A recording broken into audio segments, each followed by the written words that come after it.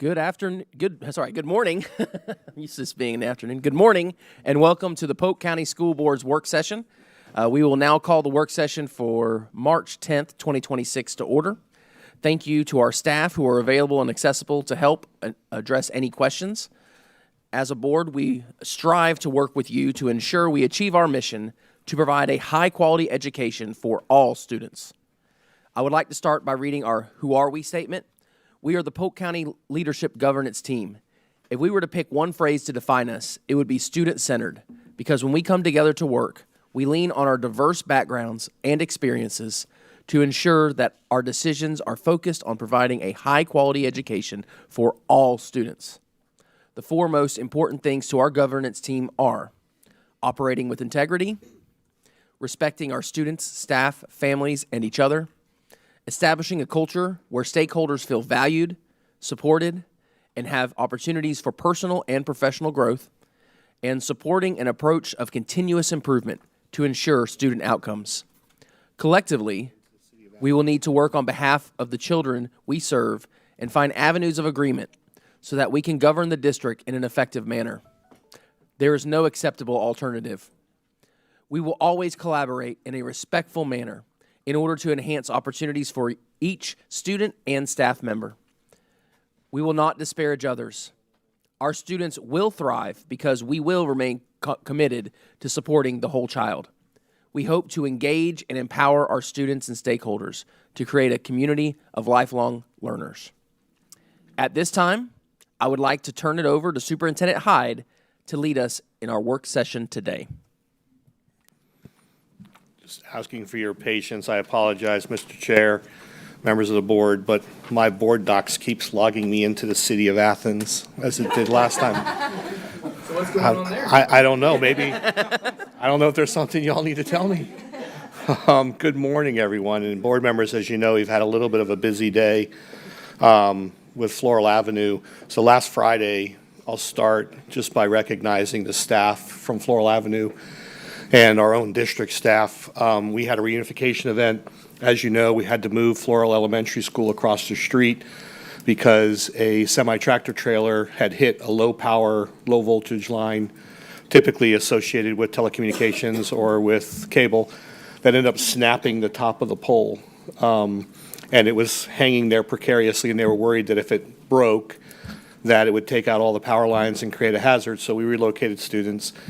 We assumed we had it fixed, but then today, apparently we received notice this morning that the city trash truck hit the same low voltage cable and pulled the pole a bit, but no impact, no disruption operations. So just, I don't know what the chances are for that to happen twice at one school, but I don't know if we should all rush out and play Powerball today or not. But I do want to, again, give kudos to the amazing staff. And I want to say thank you to our parents who are very patient, very grateful. We were able to reunify 500 students within a few hours. We were able to feed all of our students. The kids were amazing, staff were amazing. And this Friday we'll be doing something to say thank you to the staff there and our sincere appreciation for all that they did. But the amazing team that responded, we got a firsthand opportunity to really understand what's going to take place in the event of a real emergency. And while thankfully this was not life-threatening, and thankfully we were able to, it was a small school, we were able to relocate it very quickly, immediately adjacent to another campus, some of the real issues bubbled up. So for example, parents went to social media to announce the power outage, and then other parents started coming to the school before we could message and identify the process that we would use for reunification. And so that creates an issue. But then when the Raptor alert went out and we were in the process of moving students, traffic congestion is the real issue for staff to be able to report in a timely manner to that alternative site. And then we realized that some of our municipalities are not aware of the unique badges that our staff have who are first responders or who are crisis responders on our teams. And so because they weren't familiar with that specialized badge or with a PCPS badge, they did not let staff through. So we were able to work through that. But I would say, I'd also give credit to the city of Bartow. Fire department was absolutely amazing. and the law enforcement was amazing. It's great to know that you have so many great partners, and of course, the sheriff's office sent dozens of officers out to help. And so, again, we'll have our after-action meeting later this week and go through any remaining items, but we were able to reunify students with parents. We did it through a drive-through pickup line, which actually was much better than having parents stand in line. If we can ever do that in the future again, we'll definitely pursue that. So I just wanted to start with giving kudos and giving you a little bit of an update on Floral since we're here in this meeting this morning. We have 4 items up before the board today under the superintendent's report for today's workshop.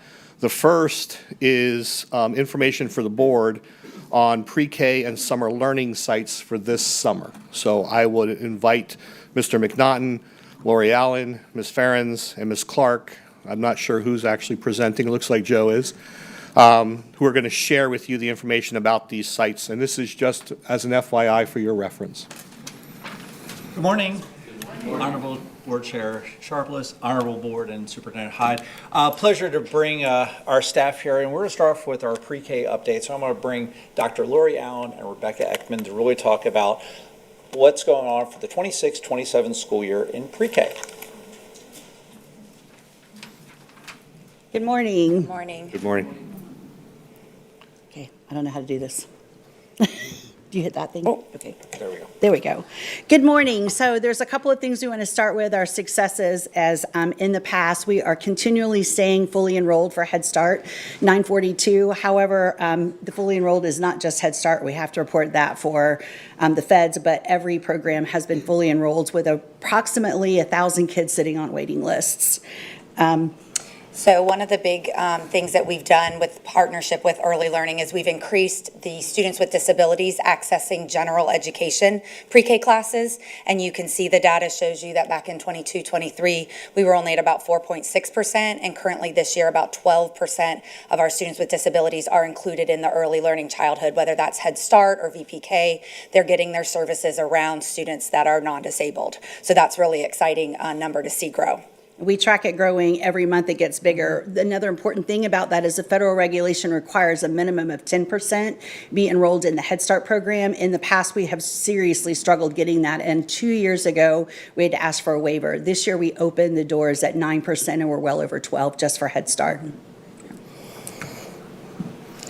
So to give you a breakdown and understanding of how our programs are, Head Start, Title I, ESE, Pre-K, and VPK are all the different programs that children and their families can qualify for. Head Start serves children 3 to 5, as does ESE Pre-K. Title I are 4 and 5 years old, and VPK are 4 and 5 year olds. You want to talk about ESE? Yeah, so students that, in order to go into the ESE pre-K, those are students that have been found eligible for a disability at age 3 is the earliest we start serving them. They can come in a couple different ways. They can come in through early steps. They've already been having some supports birth through 2. They come in through Child Find. We provide them services that way. But once they have an IEP at age 3, we provide them those services, whether that's through a itinerant teacher in the early childhood classrooms or whether that's in a separate class pre-K with other students with disabilities. So Head Start 3 is school eligible, meaning they have to be 3 by September 1 or 4 by September 1. Head Start is a federal program that is available to children who are in low-income families. We include health supports, social supports, mental health. There are 4 ways that they can qualify. Either they're homeless, they are foster, 100% below the poverty line, or they are eligible for SNAP or other type of government assistance. Our Title I families, the way that works is we only have funds for 22 classrooms. So it's not every Title I classroom or every pre-K on a Title I. It's specific ones, and then they are eligible, much like with Head Start. They have to be zoned for the school the Title I is funding for Title I Part A. And if you belong to that school and are 4 years old, then you can go in there at no cost to the parent. Also, by the way, Head Start is at no cost. VPK is a 3-hour program. Any child who is 4 by September 1 can qualify for that. And we have sites that are either VPK is blended into the other programs or they're standalones where they get the first 3 hours for free and they can either go home or the parent can pay for wraparound services for the rest of the day.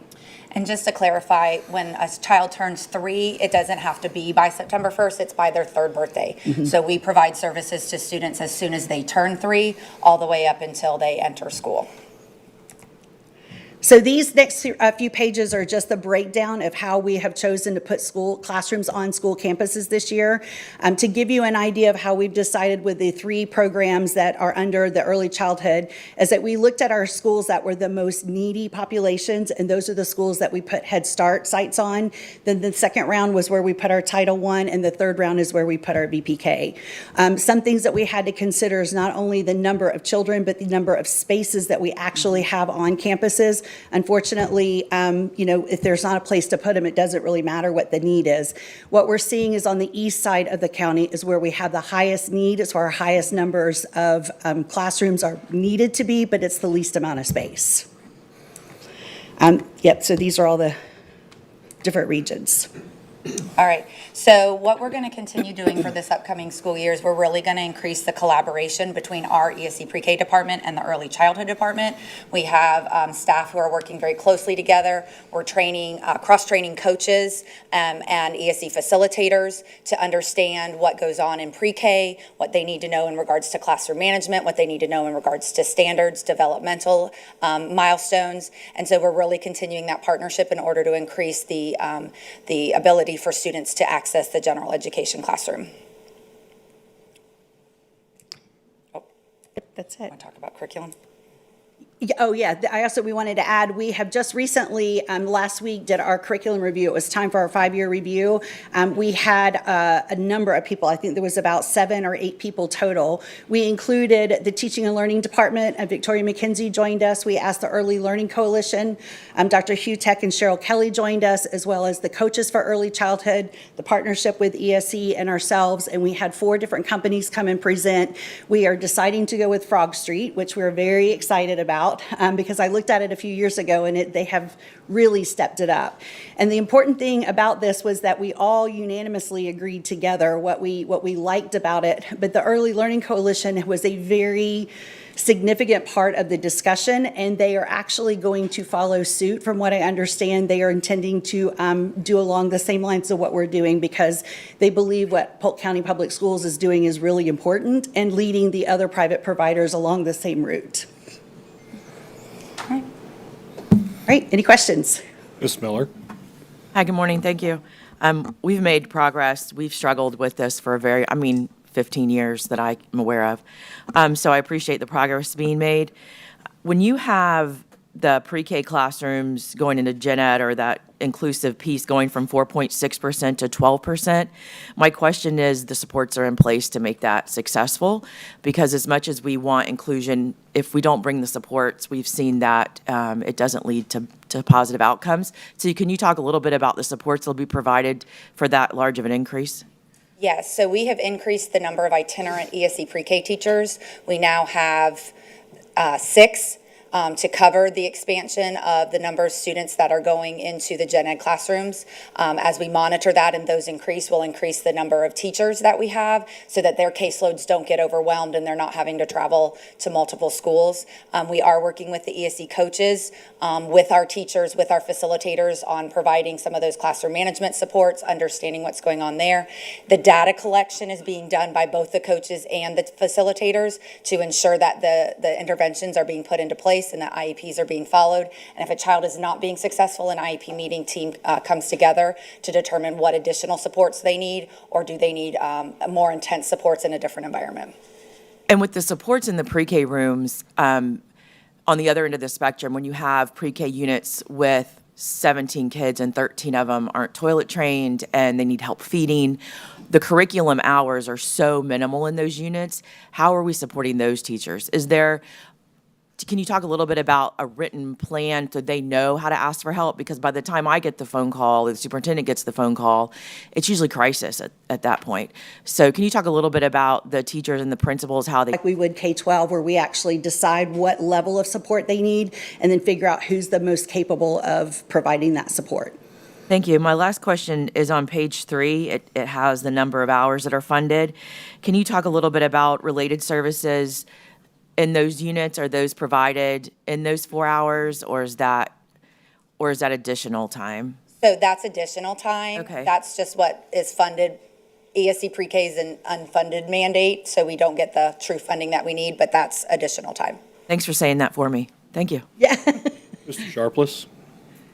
First, I just want to say a plug for my fellow board members. I'm currently serving as our representative on the Head Start Policy Council, and I can tell you it's been a tremendous opportunity for me. I appreciate you, Dr. Allen, Dr. Lori Allen, make sure, for your leadership and running those meetings. But anyhow, if you haven't served on the Head Start Policy Council yet, next time when we come up for appointments, make sure you request that because it's truly a great experience. You're welcome. And I have a question for Superintendent Hyde. Is it United Way or is it YMCA that's running our McLaughlin VPK? It's YMCA? Don't know. YMCA. YMCA, okay. And so I met, the only reason I got it confused is because I was at a United Way kickoff event, and I was talking to an individual there, and they were telling me they were having an issue with getting those seats filled. So if we have 1,000 students in the waiting list, if you can funnel them down there, I know there's some spaces. That's a great question. We actually did do that. I've sent several times the list of names and the students who are on wait lists. The problem is at this point, most of them have found another place or they've decided not to enroll. So we actually make that a common practice that we not only send it to them now, but we send it back to the ELC, the list of parents, so they know the students sitting on our wait list, and they work with private providers to get them seats there. Awesome. Yeah, Thank you. absolutely. I know that they were talking to me, Yeah. it wasn't full, and they were trying to get more students there. Yeah, And I apologize, Mr. Chair, I didn't understand your question initially. So we've worked very closely with the YMCA. We've asked them to share their marketing materials with us. Part of the difficulty that they had with initial enrollment was unrelated to interest. It's that parents had already made decisions and choices by the time we were able to get them open, that parents are very unlikely to uproot a student from a current setting to move them to something else. And so we've really, especially as we looked for enrollment opportunities for next school year, we have really partnered more aggressively with them to continually advertise that location to not only parents but to staff. Because it's supposed to be a lower cost alternative for them because of the partnership that we have. But we'll be reevaluating that at the end of the year and making sure that they are maximizing utilization. Yeah, and so I agree with you, Superintendent Hyde. I know with my little ones, I'm not moving them in the middle of a school year from VPK, that's for certain. When you get routines together, you don't try to mess that up. But thank you for your willingness to help them out, because I know that we were just chatting, and I really would like to see that. If we have people on waiting lists, I would love to see them fill those spots. So same. thank you. Ms. Wyatt? Thank you. Similar to Mr. Sharpless's question about the waiting list, if we have 1,000 students, what is the holdup from expanding? Is it that we don't have the space? Is it that we can't get the staff? Is it funding? Yes. What? Okay. Okay. And this may be a question for Mr. Hyde, is that what do we need to do to be able to expand VPK or pre-K? We have applied for an expansion grant a couple of years ago. They were not willing to provide, I think one person in the entire, all of United States got it. It's very difficult to get right now, especially with the political climate we're in. There's flat funding. We just found out the other day we'll actually get a COLA, which we were not expecting. So yes, the funding is big. The cost, our overhead costs for salaries are eating up most of our salaries, most of our budgets, but we do not really have places to put them, which Mr. Hyde is working diligently in helping us address that problem. Then we have to think about not only the cost of the person, but the materials, the equipment to open a classroom is around $90,000. So yeah, all the above. Are we going to see a plan at some point for how we, are we going to see a plan at some point for how we are looking to expand? My thought is, we can spend $1 million, $2 million on pre-K, on tutoring services in the early elementary years, or we can get them in pre-K earlier and not have to play catch up later on. So this will actually be woven into our conversation on April 10th. Okay. When we talk about school utilization. By and large, we need to finalize elementary and middle school recommendations for rezoning. because that will then give us a better determination of where students are. But just so the board understands, because obviously some board members are new and may not have a footprint in early learning, that remains a very fluid placement. Because student placement makes sense when you have enough students within a demographic area that they should be at a school where there's vacant space. But as those students grow, unless there's a population to replace them from that same community or area, it's just like a bus stop. If those students move on to the next grade level and there's no students there, and the concentration of students moves 2 blocks down the street, the bus stop should move. Well, so too shall VPK. And then as you see, and pre-K. So as you see enrollment fluctuate as well, that becomes an issue. So unfortunately, in this situation, outside of a center school type model for early learning, which we have talked about, I think the YMCA is trying to replicate that. We've done a great job of that at Elbert and other places. The board approved a number of years ago that in new elementary construction, that they would have a dedicated building for early learning in pre-K. We did that at Willow Oak. We did not do that at one of our other recent builds for cost-saving measures, but that is absolutely coming back. But then there are some opportunities for us to discuss with school consolidation and some other things to bring this topic to the forefront, because I think a center school model makes more sense because we can get better stability for that population of students. But to Ms. Miller's earlier questions, and for all of our students, if I can concentrate those students in one location, I can also concentrate their services in one location. And we don't end up with itinerant support, we end up with full-time support. And I think that's a much better model for us, so we will be discussing a portion of this on April 10th. Awesome. The table is super helpful in just being able to see what types of classes they are. I would love to see a final column that's the total number of classes that also shows the schools that we don't have any classes at. Like, I know I have 2 in my area.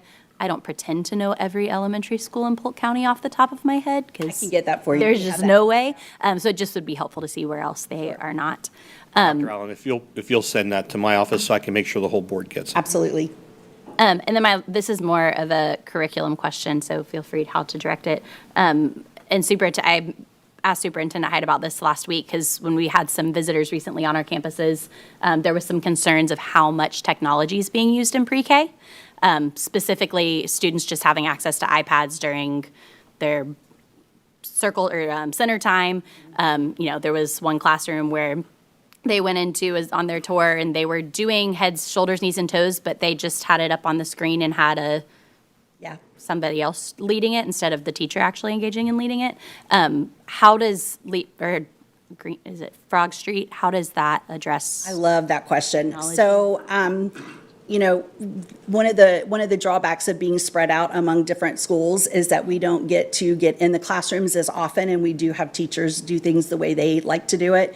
It is very much discouraged to do that, and of course, we have teachers that do it anyways because they can. That's actually not part of the curriculum. It may be to do head, shoulders, knees, and toes, but not on a whiteboard. So that should not be present at all. Neither of the two encourage that kind of activity, meaning teaching strategies or Frog Street.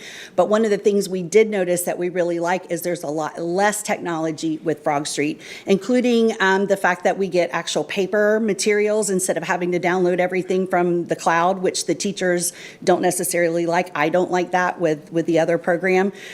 So it is limited. They do spend some time during center time on the iPad, but we don't discourage that completely, because the truth is that when they STAR test, that's how they have to take it. So we want them to be familiar with utilizing the device, so the use of the device isn't what prevents them from scoring well on the PMs. So they do have some time that they can free choice, like do Starfall or something like that. Gotcha. Since we know for our little, and this, again, Fred, you can interject anytime. Yep. Since we know that for our littlest learners, technology is not recommended, Absolutely. do we give parents an opt-out for that, like we would with our library books or We curriculum? don't do an opt-out because at the end of the day, they have to take We the do. STAR test. Oh, we do for that? Yes, we Okay, do. apologize. So all parents at the beginning of the year and then throughout the year, if they object to technology or technology being sent home, like the issuance of a one-to-one device, absolutely they can opt out.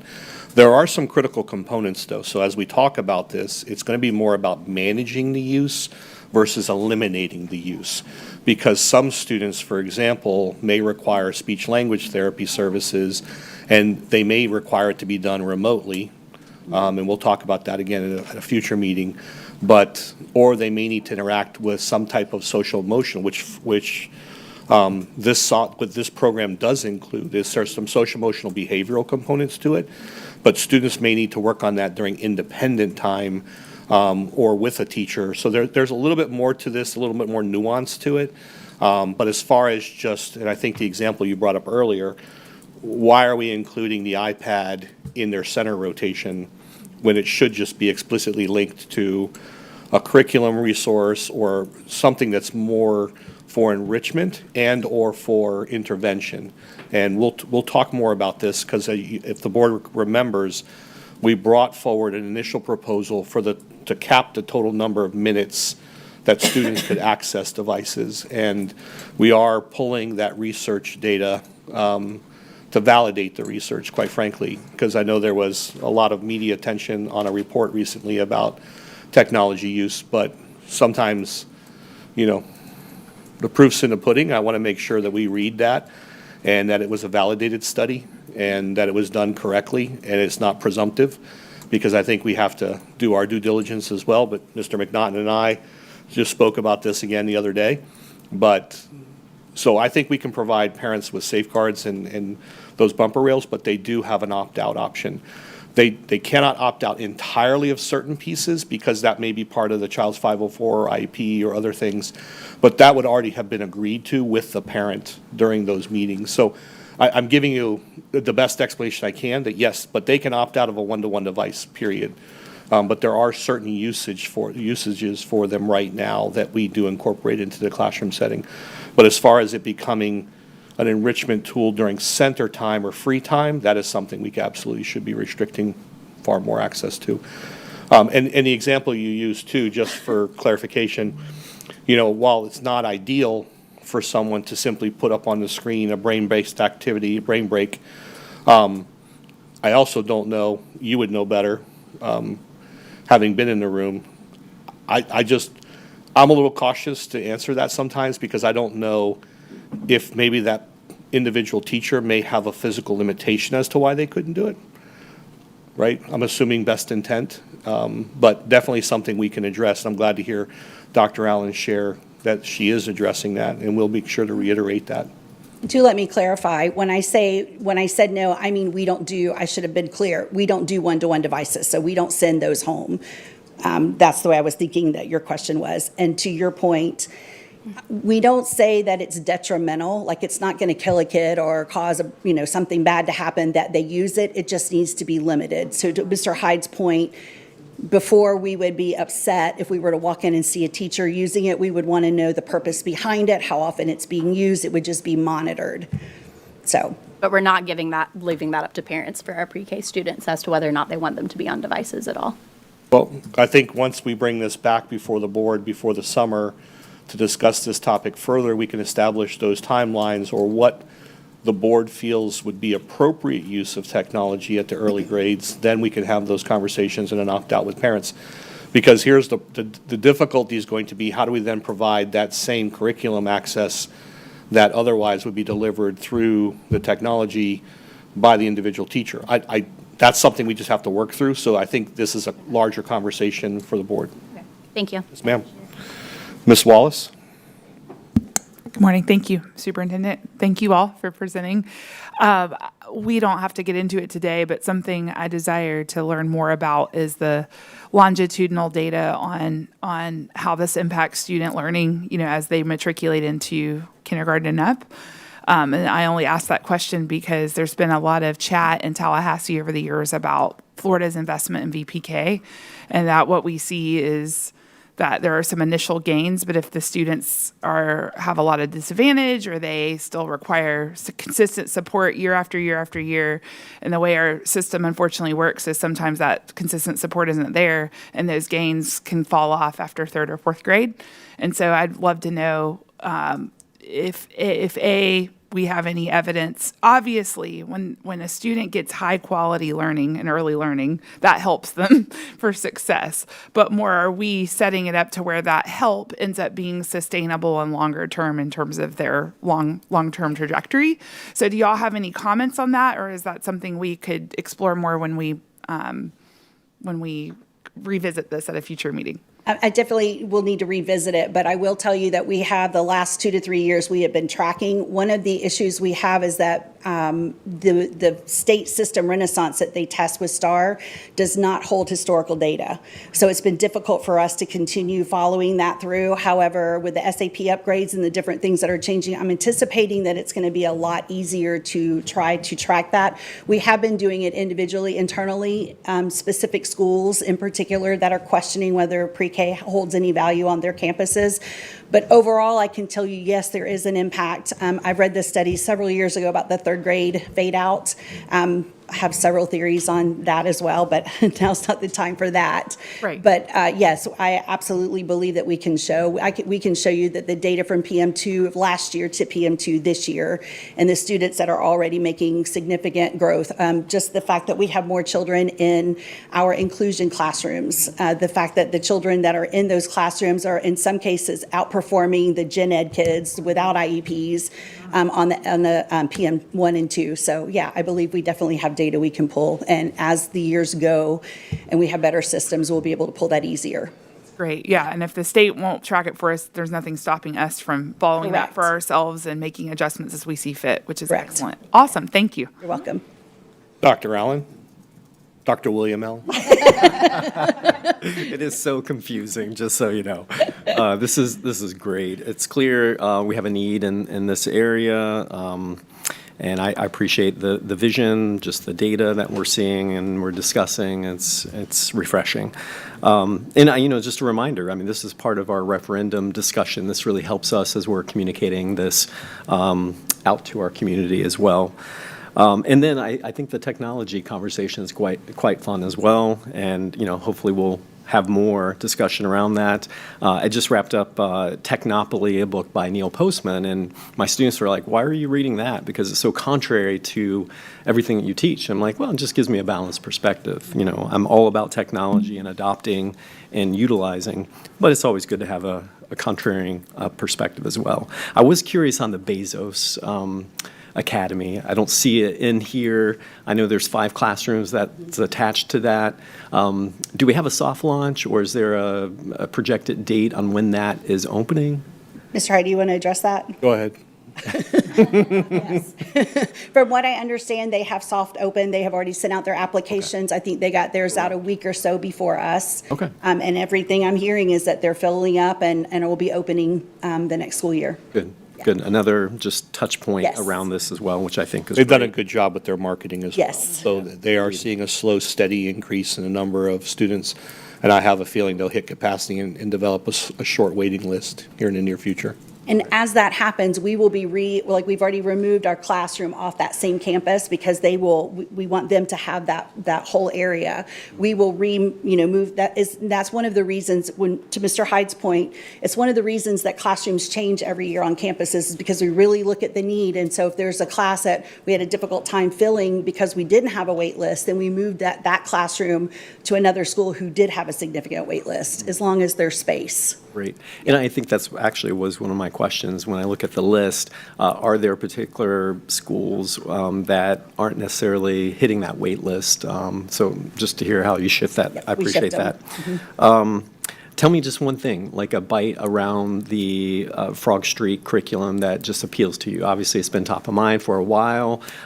Just some of the taglines on it, it's backed by research, designed to reduce teacher stress, some of those things. But, and obviously as superintendent mentioned, the SES component to that. But what is it that appeals to you? All the things. The ease of use is what really sold us because everything is simple to get to. It's anybody can pick up the book and teach from it.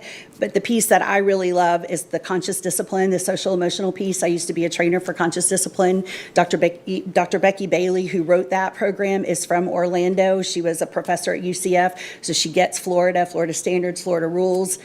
So it's a very significant piece. What I love the most about conscious discipline is it's not really designed for kids, it's designed for adults. So the 7 skills that they're required to have, so like composure is the number 1 skill. I have to, as the instructor, need to know how to compose before I can teach the child.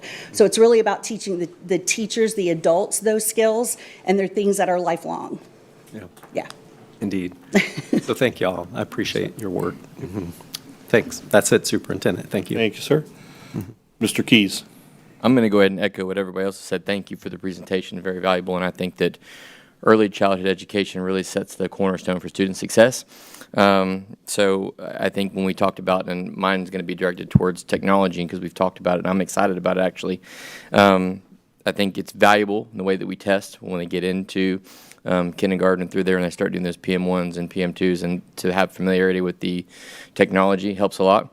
And I think also we brought up providing services via that route can be valuable there, especially those that have to be remote. But I want to give an anecdote to something that hits me personally. So when we had our 2 children, and our second child was a lot harder to find, a place for her to fit when it comes to early childhood education. So us being able to provide whatever we can is actually helpful to the community, and I enjoy that. But as far as technology goes, I will tell you that it's very individualized for me, because I can tell you that I was really against it. When our first daughter was born, I said, I'm not giving her, technology that early on.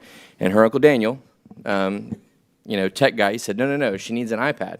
Now, she's 14 now, an 8th grader, but when she got that for her first birthday around that time, we found apps that were suitable for her, and I will tell you, she knew her alphabet and her colors before she could audibly speak.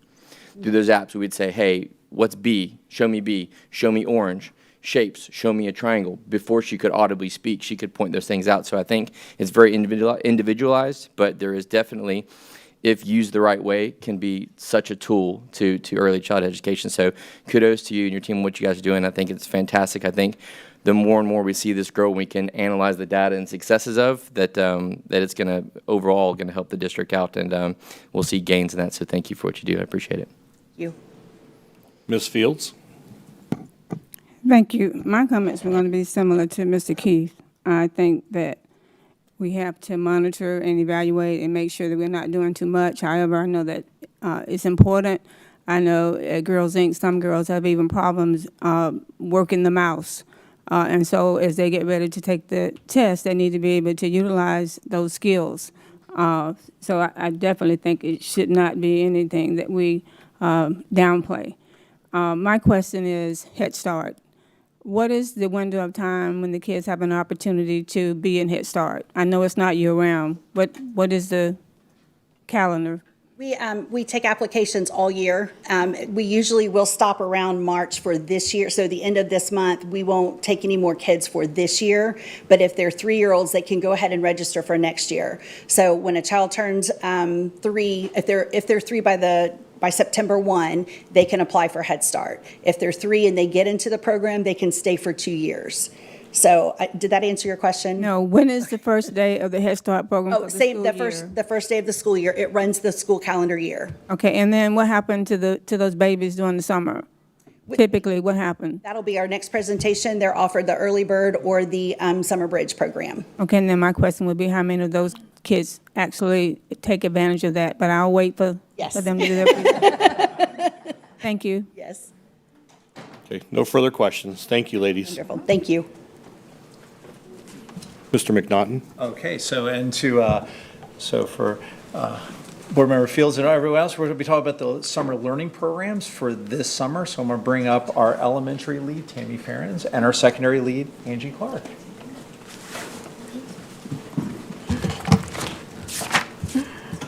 Good morning. Good morning. Polk County Public Schools is offering 7 learning programs this year from pre-K to transition years. We'd like to give a brief overview of each program with a spotlight on Camp Early Bird. So the first program we're going to talk about is Camp Early Bird. It helps incoming kindergartners develop pre-reading skills through hands-on activities and learning centers based on reading readiness while continuing to support motor, social, and cognitive development. So any student in Polk County that is transitioning to kindergarten can attend Early Bird. They don't have to be finishing a preschool program. So the dates are June 3rd through June 25th, which is the same timeline as our third grade reading camp. And they're all the sites are located on our third grade campsites. Last year, we had 722 students attend at 13 sites.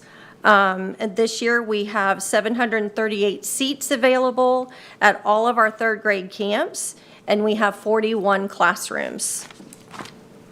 So I'm going to talk a little bit more about Camp Early Bird. The focus is literacy, early literacy. The program emphasizes language acquisition with a foundational listening, speaking, and vocabulary routines essential for learning development. It takes a holistic approach. So there is a lot of integration with collaborative learning, social motor skills, and group collaboration. It transitions students from pre-K to kindergarten, so it gives those pre-K babies an opportunity to be on an elementary site. So they practice routines like going to the cafeteria, how to sit in a circle, take turns, walking in a line. So it gives them those pre-skills before coming into kindergarten, so they have more acclimation to what's expected in kindergarten. The curriculum that they use in Camp Early Bird is the Language for Learning program. It's the precursor to the intervention programs that we use in our elementary and middle and high school programs. So you've probably heard of corrective reading and reading mastery. So this is the first step, Language for Learning. So we use that program. They also do a lot of hands-on activities with math, with manipulatives, and so that helps a lot too with math, conceptual math understanding. They spend a lot of time with social emotional learning activities, collaborative center work, turn-taking routines, and communication skills, as well as emotional regulation and cooperative learning. As I said before, the camp runs from June 3rd to June 25th. It provides multiple weeks. You know, in the past, there have been, spots of schools that have had like a 2-week or 1-week camp for incoming kindergartners right before school starts. So the benefit of Camp Early Bird, it's 3 whole weeks, even though it's 14 days. So it gives them an opportunity to spend a lot of time with those routines over a 3-week period. So the program also balances instructional rigor with play-based exploration and movement to support well-being. So at Camp Early Bird, they do not have any tech. It's tech-free. So it's they're not on the iPads or use technology. Now the teachers do, but the students do not. They take a pre-assessment, kind of a screener before they start Early Bird, because language of learning, you can start in different places, so it's very individualized. So if a student is coming in with very little skills for early language skills, they may start at lesson 1. But then some students may be more advanced. They did attend a pre-K program. They may start at a later lesson. So it's very differentiated based on the students' skill levels coming into the program. The program removes financial barriers. The enrollment, breakfast, and lunch is at no cost to the parents, so anyone can apply, and they don't have those barriers for being able to have their students attend. The teachers are certified Polk County School Board instructors, so we have CDATs and pre-K teachers that provide all of the instruction. Let's see. Throughout the 3 weeks, the students are doing ongoing assessments, so parents are informed about how their students are progressing through the program on a regular basis. So just to give you some trends about the program, in the summer of 2024, we had 963 student registrations, indicating that there's a very strong need and want for a summer pre-K transition program. Last year, we offered 684 seats at 13 sites. We actually had 722 students attend. So I know that sounds, we had less seats, but we had more students attend. So we had a wait list. So if there was a student that stopped coming, we took a student off the wait list so that that seat was filled. So that's why we have the number of 722. We kept filling the seats as students, didn't return. Okay. On the next slide, you'll see these are all of our schools that are offering Camp Early Bird this summer, with the number of seats available and the number of teacher units. So we're offering 14 sites, 41 classrooms, for a total of 738 student seats, which is an increase of 54 student seats for the summer. Something new that's going to be happening this year that we're really excited about is we're going to be partnering with Polk State College. They have an early childhood major. We've already had preliminary conversations with them. They're wanting to have 10 to 15 practicum students do a summer practicum with our early bird camps. So we're in the beginning conversations with them about it. But we're very confident that it's going to be a go. So excited about that. Summer Bridge. So right now, currently, Summer Bridge is still hasn't been approved for this year. But if it does get approved, this will be the second year that we are offering Summer Bridge. It is a state-funded program in year 2. Last year, the qualifications for that program was a student had to score below the 10th percentile on the Start Early Lit, PM3. The good news is we didn't have a lot of kids qualify below the 10th percentile. So by the end of July, we actually only had 4 students that finished the program. So we started out with a small number and we ended with an even smaller number. So the proposal this year from the state for the Senate bill, I believe it's 1090, yes, Senate Bill 1090, is that they're going to increase the requirement to below the 25th percentile. So hopefully that will qualify more students to be able to participate in the program. It'll still be 100 hours. They follow the same time schedule, 8 to 1, as our 3rd grade camp and our early bird, but it does extend into July. So we're still waiting to hear about that. Our next program is our 3rd grade summer learning camp. This camp is for our 3rd grade students who scored a level 1 who do not meet good cause criteria. So we offer this program to provide additional literacy reading instruction. They'll take the ISIP over in the summer program to try to meet good cause criteria to be promoted to 4th grade. So this year we'll also be offering the FAST retake, ELA retake test during summer camp, so they'll have that opportunity as well. Last year we had 1,087 students attend at 14 locations. We're estimating about 1,050 students at 14 locations this year. It's through June 3rd through 25th, and we're offering those 2 tracks again this year, the Elevate track and the Step Up track. So it's a more differentiated experience depending on what levels our students are coming into the 3rd grade camp. Our next program is the Extended School Year program for our ESE students. It provides critical support for students with disabilities by offering essential services to help them achieve their IEP goals. Eligibility is determined during the IEP meetings where specific criteria are reviewed and data is analyzed to assess the need for these services. ESY is available for students in pre-K all the way through transition grades.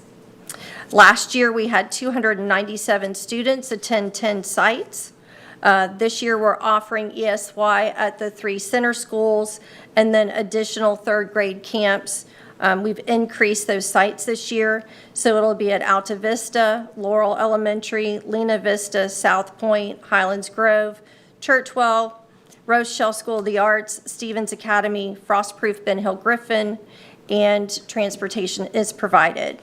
So this year, we're looking at approximately 365 students attending at 12 sites.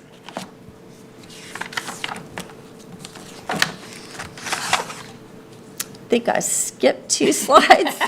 It's all right. So let me scroll back. So the elementary migrant program, this program is designed to provide supplemental academic support and enrichment. It serves students in kindergarten through 5th grades. The curriculum is teacher-created material summer scholars, and it focuses on language arts, mathematics, and they also have some STEM enrichment activities. The 2 sites this year are Frostproof Ben Hill Griffin and Willow Oak Elementary, and it also runs the same time as our other camps, June 3rd through the 25th. We had 46 students participate last year at 2 locations. This year, we're estimating 60 students at 2 locations. And then our non-English NES summer learning, that's for students in 1st, 2nd, 4th, and 6th grades. It enhances students' English proficiency in listening, speaking, reading, and writing. The elementary curriculum is phonics to reading. It's a scripted program. They also use Imagine Language and Literacy, which they also use during the school year. And then there will also be some math benchmark support lessons. The secondary curriculum is the LIFT curriculum, and that's also a scripted program. They'll also use Imagine Language and Learning, and then they also will receive math support. Last year, we had 8 classrooms with 104 students, and this year we've increased it to 10 classrooms to support 120 students. Secondary. So students in grades 6 through 12 will also be participating in summer school or summer learning opportunities. It is for credit recovery and for grade recovery in both middle school and in high school. So most of our traditional high schools are offering, the summer learning opportunities as well as our middle schools. Every middle school is offering it except for our magnet or academy schools. So last year, about 3,000 students in grades 6 through 12 participated, and about 3,300 courses were completed. We're looking at approximately that number again this year, continuing to grow our summer learning opportunities for middle and high school students. Summer testing is a little bit different this year, so it will be in June this year per the DOE window. So summer testing is June 22nd through the 25th. We will be administering the fast reading grade 3 for 4th grade promotion purposes. Also the fast reading retake for high school students, for rising juniors and seniors. And then the EOCs, which is the Algebra 1 EOC, Geometry EOC, Biology EOC, U.S. History EOC, and the Civics EOC. Parent letters are being distributed and going out to the school sites and to notify parents of those testing opportunities. Those will need to be returned to the school sites by June 4th in order to get them registered for those testing opportunities so that they can participate in that testing window.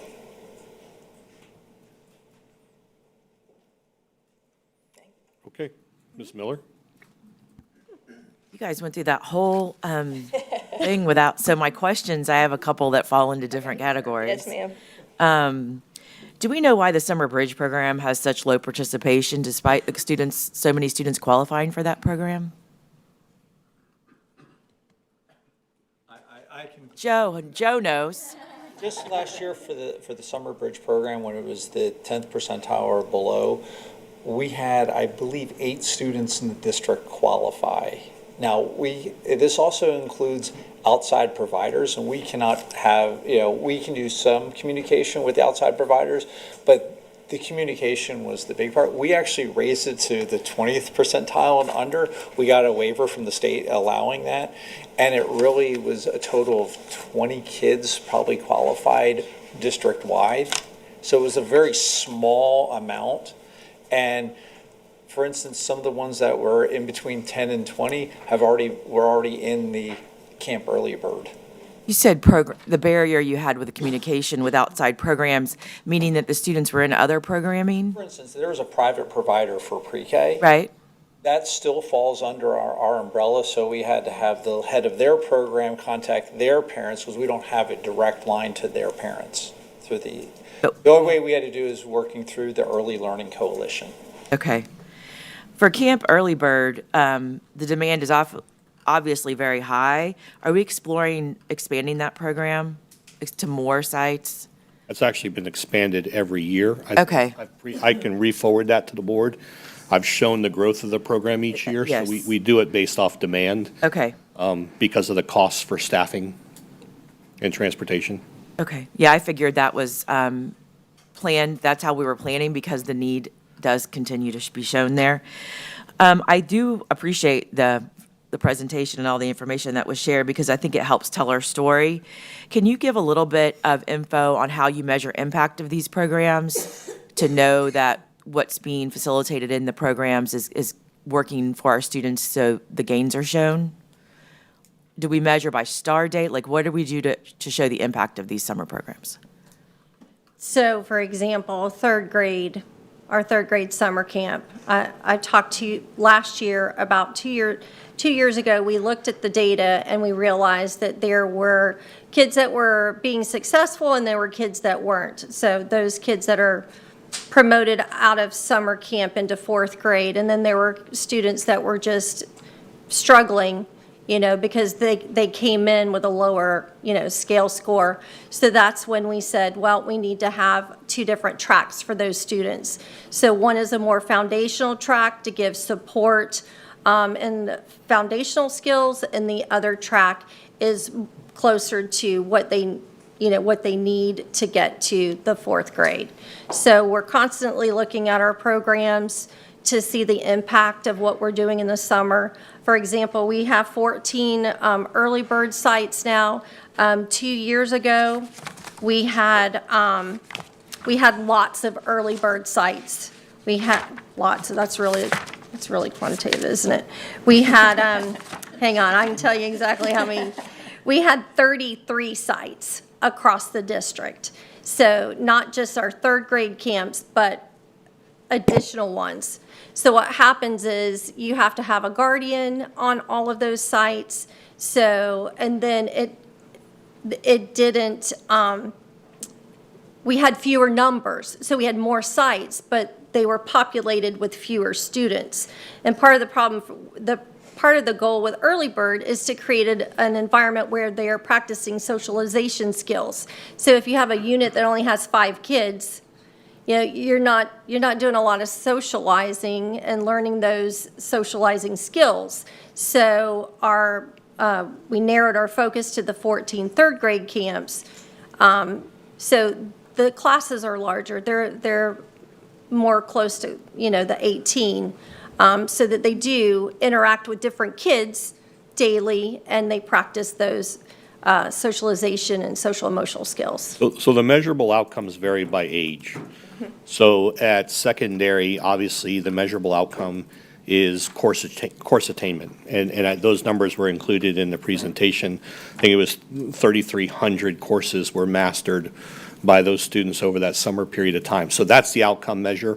For Camp Early Bird, the greatest or the largest thing that we track and monitor there are we noticing, much to Ms. Farron's point, students have to be in a more appropriate group size, but we pay a particular attention to students that we may need to identify for early intervention, for social emotional behavioral issues, because some of those students may not have been in a setting with other students before, may not know how to share, may not know how to de-escalate, and so this provides us with a little bit more of that. So we could look to see in the last couple of years' data how many students were pre-identified for early intervention and supports.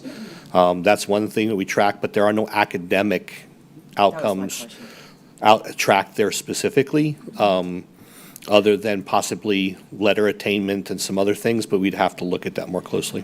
That was kind of my question with the early bird. I realized third grade is because we need them to move on. I love the idea of using the Polk State students. I think that's going to be great. But I know as a former kindergarten teacher, 100 years ago, that there is an academic. If you get them early, you have kids walk through the door who can't recognize their own name. So, and I know with the push for accountability in that early, those early stages, that I think it's there, but we would have to show the data that this camp is improving the outcomes based on when they enter that first set of tests that we do right when they come in to see where they fall, if there's an improvement for that age group. My last question is extended school year. That as well, what are we, I can tell you we've made improvements with ESY. ESY is made to work on IEP goals. Are we showing that we've seen an increase, or that we're maintaining, or that we're making improvements with that? Because in the past, it was very difficult to do that, putting them in center schools with new staff who've never seen them, introducing them to all of the IEPs, and then working on IEP goals.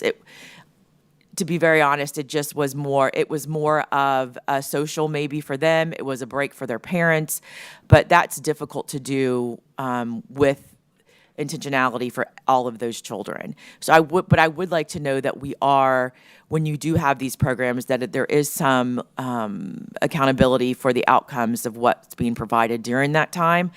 And if you could just review again, ESY is one of the things that, I do get calls on. It's something we've worked on identifying with our staff, how kids qualify for that. So ESY is different than the other summer programs because you have to show that you would not be able to retain information, which I think our typical kids also fall into this category, that the break between the school years, you would not be able to retain information without support. I don't love that measurement, but that's how it's written in statute, or at least through the DOE. So how is that added to an IEP? Because it's not there unless it's added. Can somebody talk about how you qualify for that? I'm going to defer to Ms. Ekman on that question. And I would like to talk about, and we can talk about at a later date, Ms. Ekman, how we look at these programs to see that these kids are getting not only socialization, but making improvements on those IEP goals through the summer. That's why they're funded. Right. And that's what ESY is. It's an extended school year towards their goals. So the IEP team sits and looks, and there are 5 questions, 5 different areas that they have to look at. It's that a child at a crucial developmental stage, is there possible regression? Is there extenuating circumstances? So they talk about that during the IEP meeting, and the IEP team determines that because what we're currently providing them in the school year is not enough, that we have to provide them some additional instruction on towards their goals in the extended school year. So it is a team decision. It should be discussed at every IEP meeting. It's not free tutoring. It's not free summer care. It's not anything like that. It's really designed to have that instructor provide that instruction towards their goals. There are a lot of times where we have students who are in 3rd grade and maybe they didn't pass the test. They can still attend the 3rd grade camp because that camp is designed specifically to meet those grade level standards. Maybe they don't need extra time towards their goals. So that's kind of the way I try and explain it, is that it's really designated and driven by the IEP. And I thank you for mentioning the third grade. ESY doesn't mean you have to go to a center school for instruction. ESY can happen anywhere. It can be tutoring, actually. It can be, but it's not, sometimes people use ESY and tutoring as a synonym, that ESY, you get free tutoring. No, you don't. We can use that tutoring as a way to provide ESY, but they're not the same, if that Right. makes sense. But you can also be in one of our other camps Yes. receiving interventions. Absolutely. All of our ESY. students with disabilities are eligible to go to all of the other summer camps as needed, based on their needs. Thank you. You're welcome. Ms. Wallace? Thank you, Superintendent. I had some questions about the third grade summer reading as well. I understand that state law requires us to offer that. In terms of the most recent trends, like last summer, we had 1,087 students attend. How many ideally need to be there? Like, how many students would we have liked to see that ultimately didn't show up?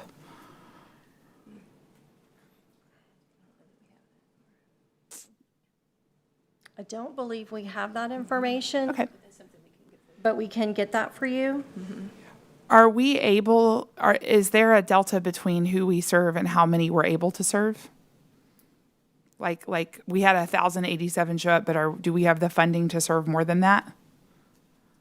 Yes, if we need to add additional units, then we would add additional units.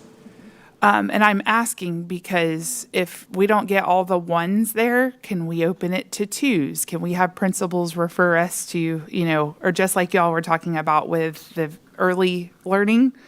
I don't think we can have too many, but again, I know that when you guys were talking about offering different tracks and what a 2 would need is different than what a low scale score 1 would need. I'm not, but I just would love to see if we have funding and the capacity to serve as many students as possible, because I wish we could serve 2s. I don't think that's acceptable. We would too. Yep. Now, we do have some of our host sites, our third grade camps. Those principals are choosing to add second grade classes to their camps so that they can serve their second graders that need more support transitioning into third grade. And then, I don't know, I lived in different parts of the state throughout the history of this law, and I know that some districts tended to offer more camps to more grades in years past, and I've seen districts kind of go, we are allowed to offer classes to younger grades if we wanted for this purpose? So that's up to the individual school. Okay. And many, I won't say many, but there are multiple elementary schools that are offering second grade summer opportunities. Okay. And I guess since we don't know the exact numbers, but about how many students end up getting retained in the third grade as of late, once we've interviewed? Do we know? I don't have. Okay, I'll follow up. Didn't mean to put you on the spot. I was just curious. No, but Thank I you. will say that we had 48 students last year from summer camp be promoted to fourth grade. Okay. And then we had 107 students pass the summer retake to be promoted to fourth grade. Okay. And that would also be fascinating because, yes, there's a reason they're there, and there's a reason that some students need to repeat third grade. So the fact that they end up repeating third grade isn't necessarily a terrible thing in every case, but it could be good to know too is do those students who still repeat third grade ultimately get up to that too, for just to see if we helped get them over the line before they matriculated to fourth grade. I'd love to know that. So thank you. Thank you. Ms. Wyatt? Thank you.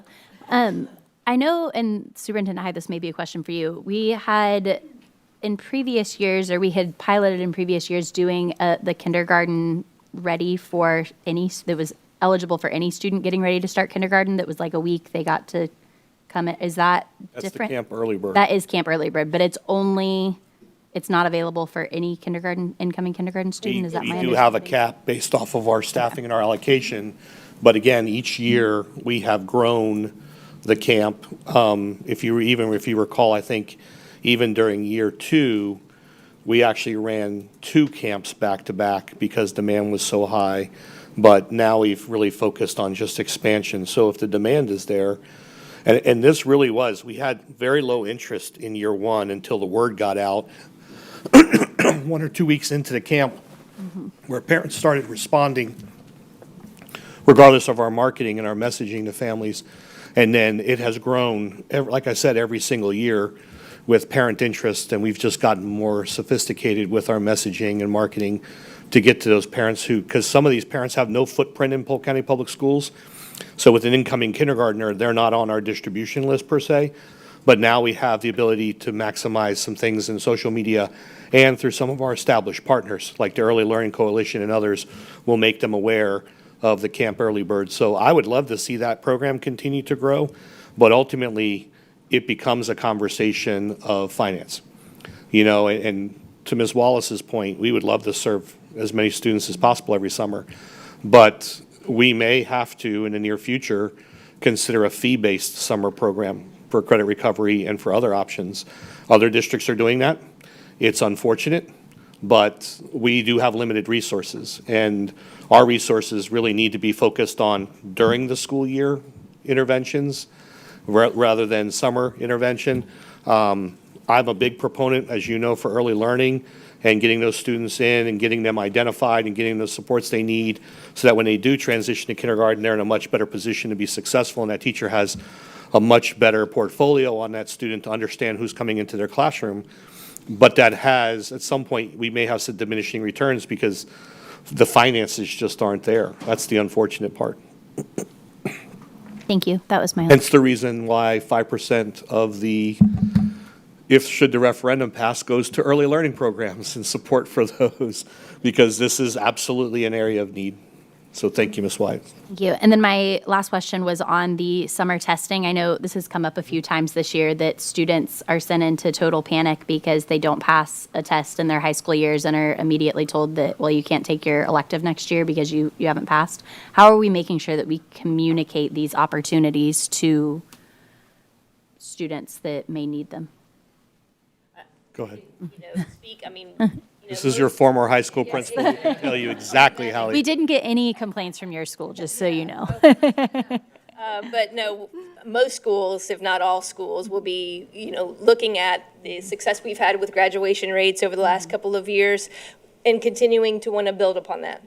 So we'll be seeking out, those seniors, juniors even, that may be struggling, to let them know of these opportunities, also reaching out to their parents through those kind of communications. Like I said, I was actually referencing a letter that has been drafted from AA&E, to send out to parents to make sure that parents are aware of these opportunities, for whether it's the EOCs, if they didn't get the opportunity to take those, to qualify for, scholarship designations and such, as well as to meet the graduation requirements. So, I'm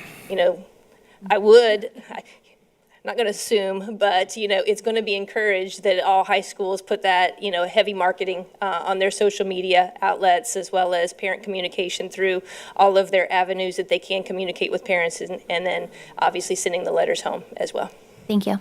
One more thing on that. The state gave us the opportunity to do state testing in June instead of July. Traditionally, it's been the third week of July, and most kids are on vacation at that time. And that's what we found. And also, there's that distance between the learning at the end of the year and testing. So if we think about for third grade, we had our third grade camp. It ended at last week of June, and then there's 3 weeks, and then they test. So what happened is with state testing, whether it's the algebra EOC or third grade ELA, it's right at the end. I mean, it hits actually during summer school. They're already there. So that's one of the things, is just that sort of like out of sight, out of mind. I'm in a habit, I'm coming to school, I'm focused on it, then we have the testing. So we hope to see larger gains this year. Awesome. Thank you. Ms. Fields. My question is, do we collaborate with the Learning Resource Center at all? The Learning Resource Center? I know they have some programs as well. We do. We have our longstanding established partnership. As you know, the board approves a contract for them each year, but we will be bringing data to the board this year on outcomes before we renew that contract moving forward. Yeah, and the reason why I'm asking is because I know they do some summer programming as well. So that's where that is. Yes, ma'am. And then the other thing I noticed, I believe that all of the programs, the kids have an opportunity for transportation. That's correct. Transportation is provided? Not for secondary students. Because some says transportation provided and some says not, so it varies based on the program. It does, Correct. it does. And I guess maybe Superintendent Hyde can answer this question, or maybe someone else later. Superintendent, what happens with the situation when transportation is not available for parents who really need to have that? Are you understanding my question? Yes, ma'am. So students can utilize Citrus Connection. Students can utilize Friends if they need to carpool, or other family members. Additionally, if those students are also provided, no student gets to the summer and is shocked or surprised that they have credit recovery. We offer that continuously throughout the year, with the exception, as we talked earlier, you and I, about a separate issue where on March 13th, this third semester credit recovery will cease. So students should never be caught off guard as far as what they should have been doing. And so we do provide the opportunity, but unfortunately, we are limited in what we can do for transportation during the summer, again, unfortunately, due to costs. And costs, as you know, for fuel prices and things are rising right now. So it's going to be definitely something that we're going to have to track very closely moving forward. The only other option that we could potentially explore in the future would be some computer-based programs. However, having done that elsewhere, I would tell you that we would not allow students to test at home. They must come to school to be supervised in a testing facility. They can complete the coursework at home if we were to go that route to make it more convenient, Ms. Fields, for those who can't get transportation. But anytime they have an end-of-unit exam or a final exam, we will require for them to do it at a testing location. And that's easy enough to do. It doesn't necessarily have to be their high school site. It just needs to be a school close to their home where they can be directly supervised by an adult so that we can make sure that they're actually performing the task and not cheating, because that's a very real concern for some of our students. Right, and I know what you're saying is correct, that the parents and the students know probably by now whether or not they're going to have to do summer school, I would imagine. When do we formally invite them or tell them that this is available? When do we start that? What's the timeline? So as soon as they start testing for PM3, as soon as those results come in, the schools are notifying parents and sending the applications for students to sign up for summer learning. And some So first week of May. Ms. Fields is going to vary depending on the reason. So if it's credit recovery, students are beginning to be informed at the end of the first quarter, end of the first semester, so that they can catch up and not fall further behind, so long as they don't mess up the second semester. So that's a different timeline for communication, because that's done in person with counselors, and then they notify the parents, they notify the student. For students who don't pass the EOC at the secondary level in particular, then they're provided that communication because they have makeup testing dates, and then they can come in and actually do some additional coursework there. Or we can determine whether or not they're going to meet it through concordance score on the SAT or ACT or CLT. So there are options, and so the communication timeline does vary by student based off the specificity of why they have to come to a credit recovery course. Thank you. Yes, ma'am. Oh, and Ms. Fields, to talk about increasing student participation in summer learning, we do offer an override option. So Ms. Clark and I spoke to the principals at the last principals meeting, and we emphasized the override option. So if there's a student who cannot attend summer learning at their assigned school, we have an override option where they can relocate to the closest school where they live, or say they're staying with grandma over the summer, they can go to a school that's close to grandma's house. So we try to eliminate as many barriers as we can in order for students to be able to participate in summer learning. I approve every override request that comes through. So we want as many to participate as possible. Thank you, I appreciate that. Dr. William Allen? All right. Yeah, thanks for that last comment. That was much appreciated. You know, just collectively looking at the last presentation and then this set of presentations, you just, you know, get a vision of how many students we're touching and, you know, connecting with from a learning standpoint. Then I'm looking at the teaching units as well. So just thanks to our staff that's stepping up to take part in this. It's huge and much needed. It's like the learning never stops. So definitely can see this, and I appreciate the presentation. The Polk State Partnership, would love to hear more about that. Ms. Miller mentioned it, was wondering, you know, can we capture these students that are going through practicum and maybe land in our future classroom? But whoever initiated that. That's the hope. Yeah. So thank you. I don't know if you want to give more details on that partnership and how it unfolded in any way. So Dr. Hubert from Polk State, she's takes the lead for the early childhood program. She actually reached out to me.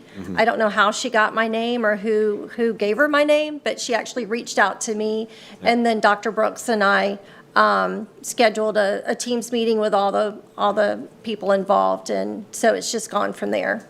Okay, that's great. So, Very yeah, we're exciting. super excited about that. Thank you. Thank you for sharing that. Obviously, there were some data points that you had in your notebook that you rattled off. So, which was great. And I think Ms. Wallace sort of brought that forward, but you mentioned 100+ students in regards to the FAST third grade testing from last year. 107. Okay, 107, very precise. So thank you for that. And it did, you know, prompt more thoughts when I think about, okay, we had 3,000 secondary students, 3,000 plus courses that they went through. You know, any data points on some success rates in regards to the, you know, the credit recovery or the EOC from last year or anything like that? I have requested that data. Yeah. So, you know, ultimately looking at, you know, the credits that were completed.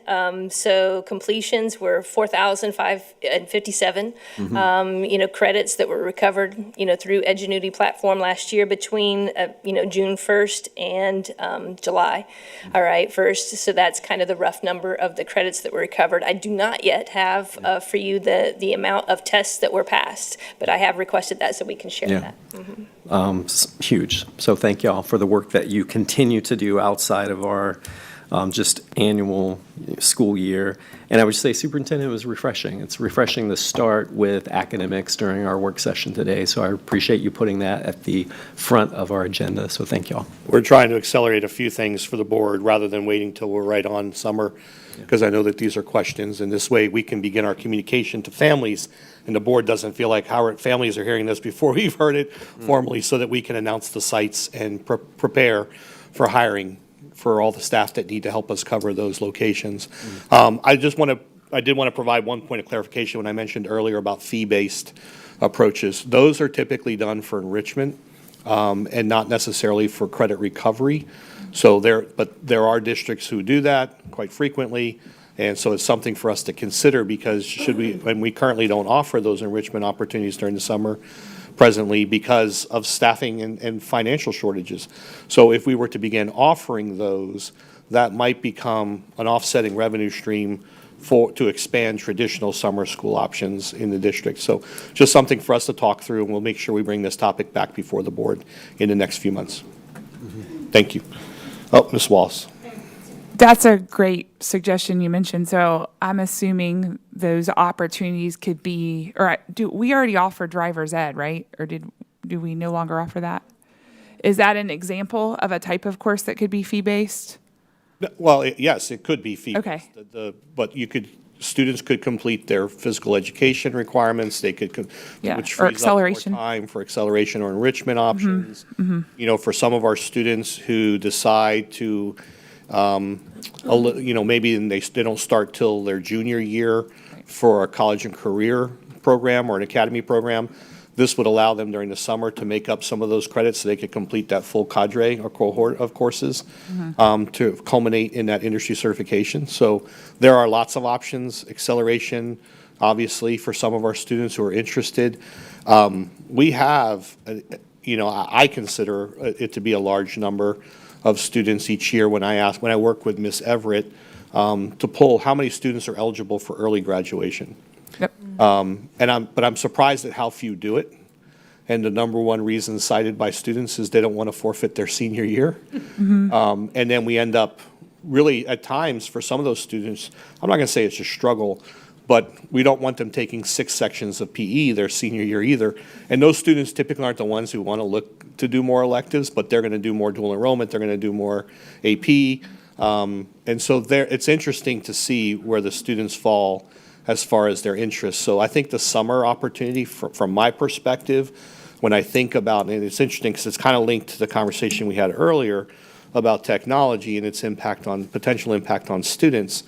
I worry about our students feeling that high-stress competitive aspect of having to take all of these courses, these heavy, really rigorous courses during high school and not having an opportunity to experience high school in and of itself. So if we could offer some summer enrichment opportunities, and that created an opportunity for just some of those students to offload one of those courses to a summer, which then they can take an elective during the school year, I would feel much better about their mental health and some of the things that they're dealing with. And I understand that competitive aspect. I think sometimes it's definitely overstated and overplayed. That's my opinion. I'm entitled to it. I'd rather see students be well-rounded. But we offer those things. And so I think there's a lot of opportunity here for us to explore that. But we'd have to make sure the fee definitively or will absolutely offset the operational costs associated with hiring that teacher on a part-time basis. So we would have to come up with like a minimum class size, those kinds of things.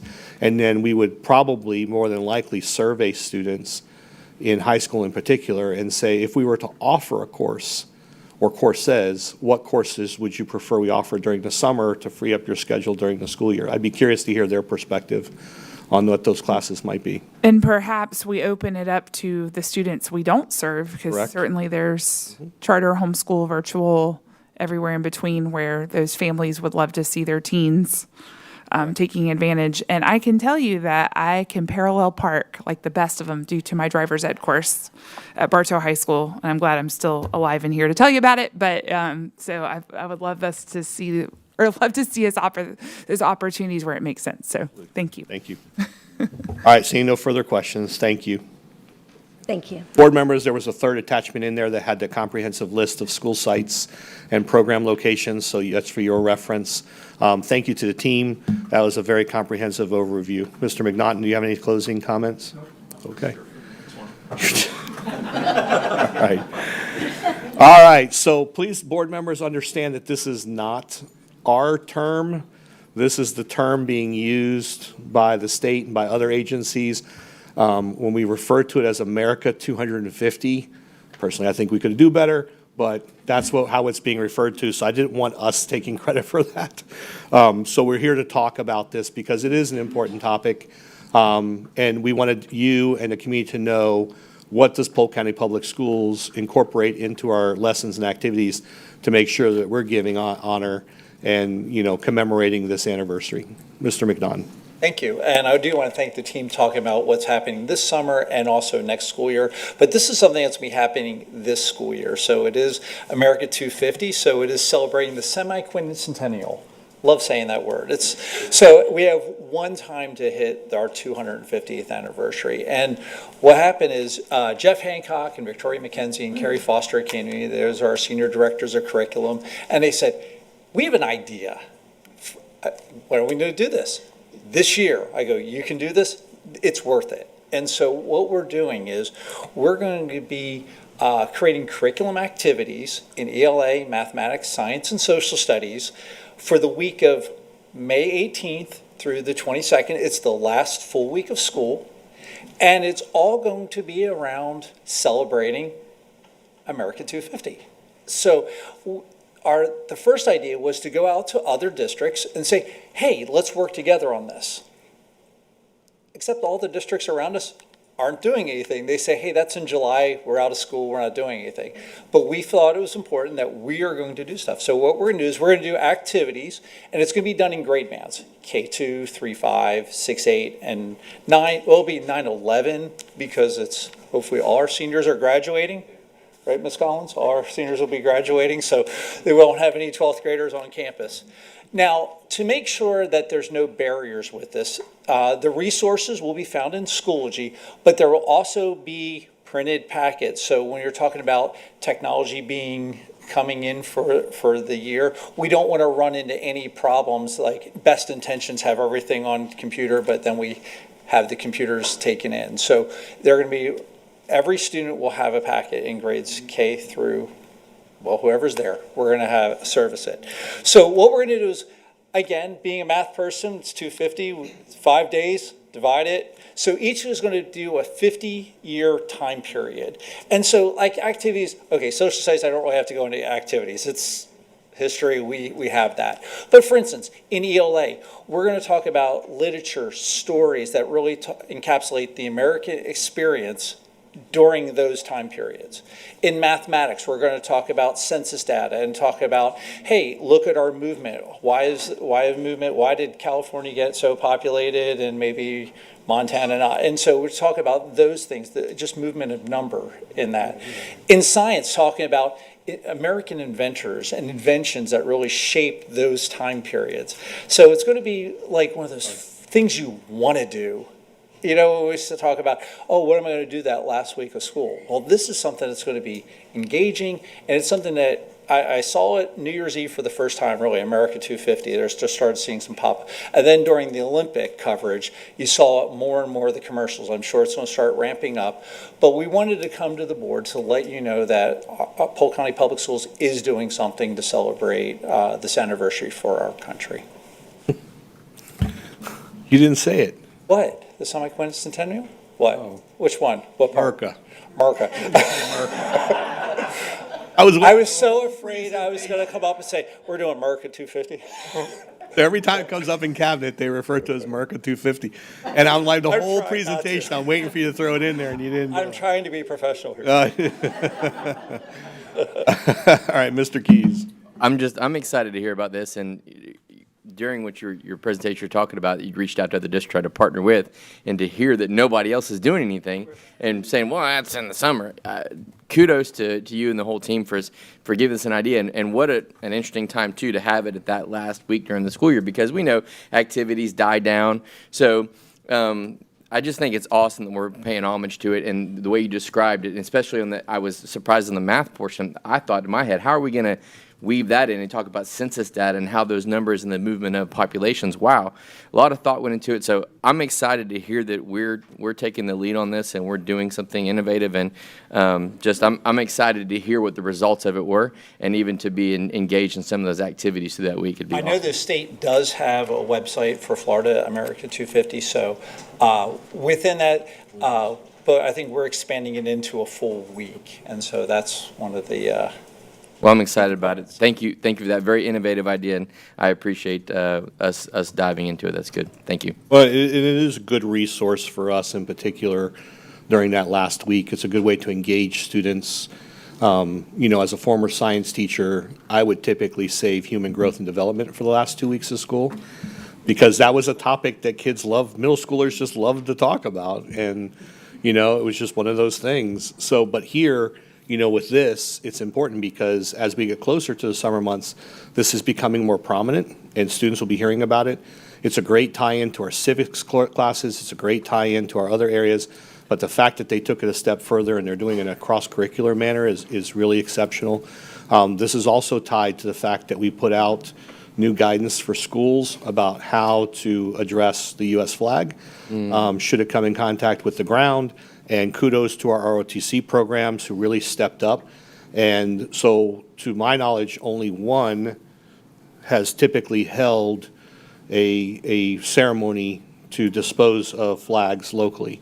Now it's expanding to 3 or 4. And it's going to be because some of our schools need to get rid of, whether it's weather-tattered flags or those types of things, aged or faded, or for those of us attended the Bartow Middle School, ribbon cutting for the gymnasium, the U.S. flag fell over and touched the ground. And so we followed up to make sure that that flag was treated the way it was intended to be treated, and not just simply stood back up and put back into service. There are protocols for that.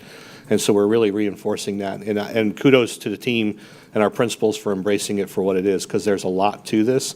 And we're going to use all of this as an opportunity to educate students.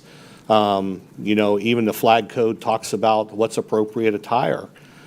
Students should not be draping the U.S. flag over their shoulders. They shouldn't be doing things like that. There's a lot to this. So it's a good opportunity for us to teach students about civic mindedness and our nation's history and the things that we've grown to expect in this country. So I'm very happy that Joe and the team took on the challenge to do this. Regardless of those around us, sometimes it's best to lead and to follow. So. Well, and even as an afterthought, of my comments, I'm excited the possibility of the students taking this home and educating their parents and offering that. So it's just fantastic all around. Thank you. I apologize, Mr. Keys. Ms. Winchester was informing me that the next flag retirement ceremony is going to be April 22nd. So we'll send that date and location out to you in case you want to attend to see firsthand how they address that. But it is a formal process on our campuses. So, Ms. Wyatt. Thank you. Yes, I want to echo a little bit of what Mr. Key said, but I will tell you one of the most memorable lessons in my entire K-12 experience was Valley Forge Day in Mr. Smith's 4th grade class. It was a half day. Everybody brought in cardboard boxes, and you had to go and get your cardboard boxes and create your space. They brought our lunch trays to our cardboard box villages that we made, but it really was just such an impactful hands-on experience. So I love that we're really leaning into that for the last week of school. I have a feeling that it will be incredibly successful, and if so, I hope that we look to continue it for 251 years and beyond, because I really do think it's a great way to engage students and keep them in attendance that last week of school, but to make it fun on a topic that's not always broadly covered, just because of time, and how do you cover 250 years in 180 days of school. So I think it's a great opportunity, and excited to see where it goes from here. Thank you. Ms. Fields. My question is, would the activities be reflective of the population of our students and their culture? It will be, because one of the other parts is that this is going to reflect in our required instruction, mandatory instruction, which includes Hispanic, African American population. So it's going to do everyone's included in this, to show the contributions of everyone in our, not only our community, but our country. That's great. Thank you. Ms. Wallace. Thank you. I just wanted to quickly announce that I've noticed that the Florida Department of Education hosts a ton of statewide essay contests for students. Then a lot of times 2- and 4-year scholarships to state colleges and universities are up for grads. And it just so happens for any principals or instructors or watching this is that next Monday, March 16th, the essay and art contest for the Florida Department of Education, those submissions are due at 5 o'clock on Monday, March 16th. So I'm already texting a couple of students I know to encourage them to spend their weekend submitting. Just wanted to mention that because it's a great extra, or if there's any teachers who can offer extra credit to this or other, I know they do a great job, and I'd love to see a Polk County student or more get scholarships to go to college. I believe that has already gone out in our district weekly communication. Awesome. All right, thank you. And that concludes questions and comments. Thank you so much. Mr. McNaughton. Board members, the next item up is the easement for Bethune Academy. Good morning, Mr. Chair, members of the board, Superintendent Hyde. This next item on your agenda this morning is a request from Duke Energy seeking a perpetual easement in 2 small areas on Bethune Academy. Similar to all private utility providers across the state, all of these providers are seeking to further enhance and hurricane-proof their infrastructure and grids by moving their overhead power lines to underground. And Duke Energy in this request seeks to accomplish just that.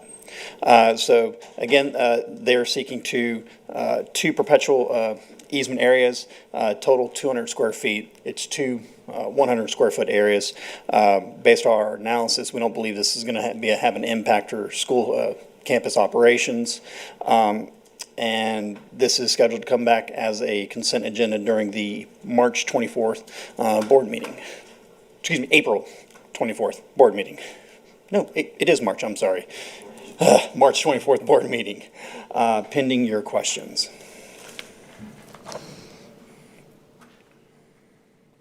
Ms. Wallace, did I fail to clear you from the last, or are you the first speaker? Oh, I guess I'm the current speaker. Yes, I'm the first one. This happens to be an area that I know well, working at a cable company.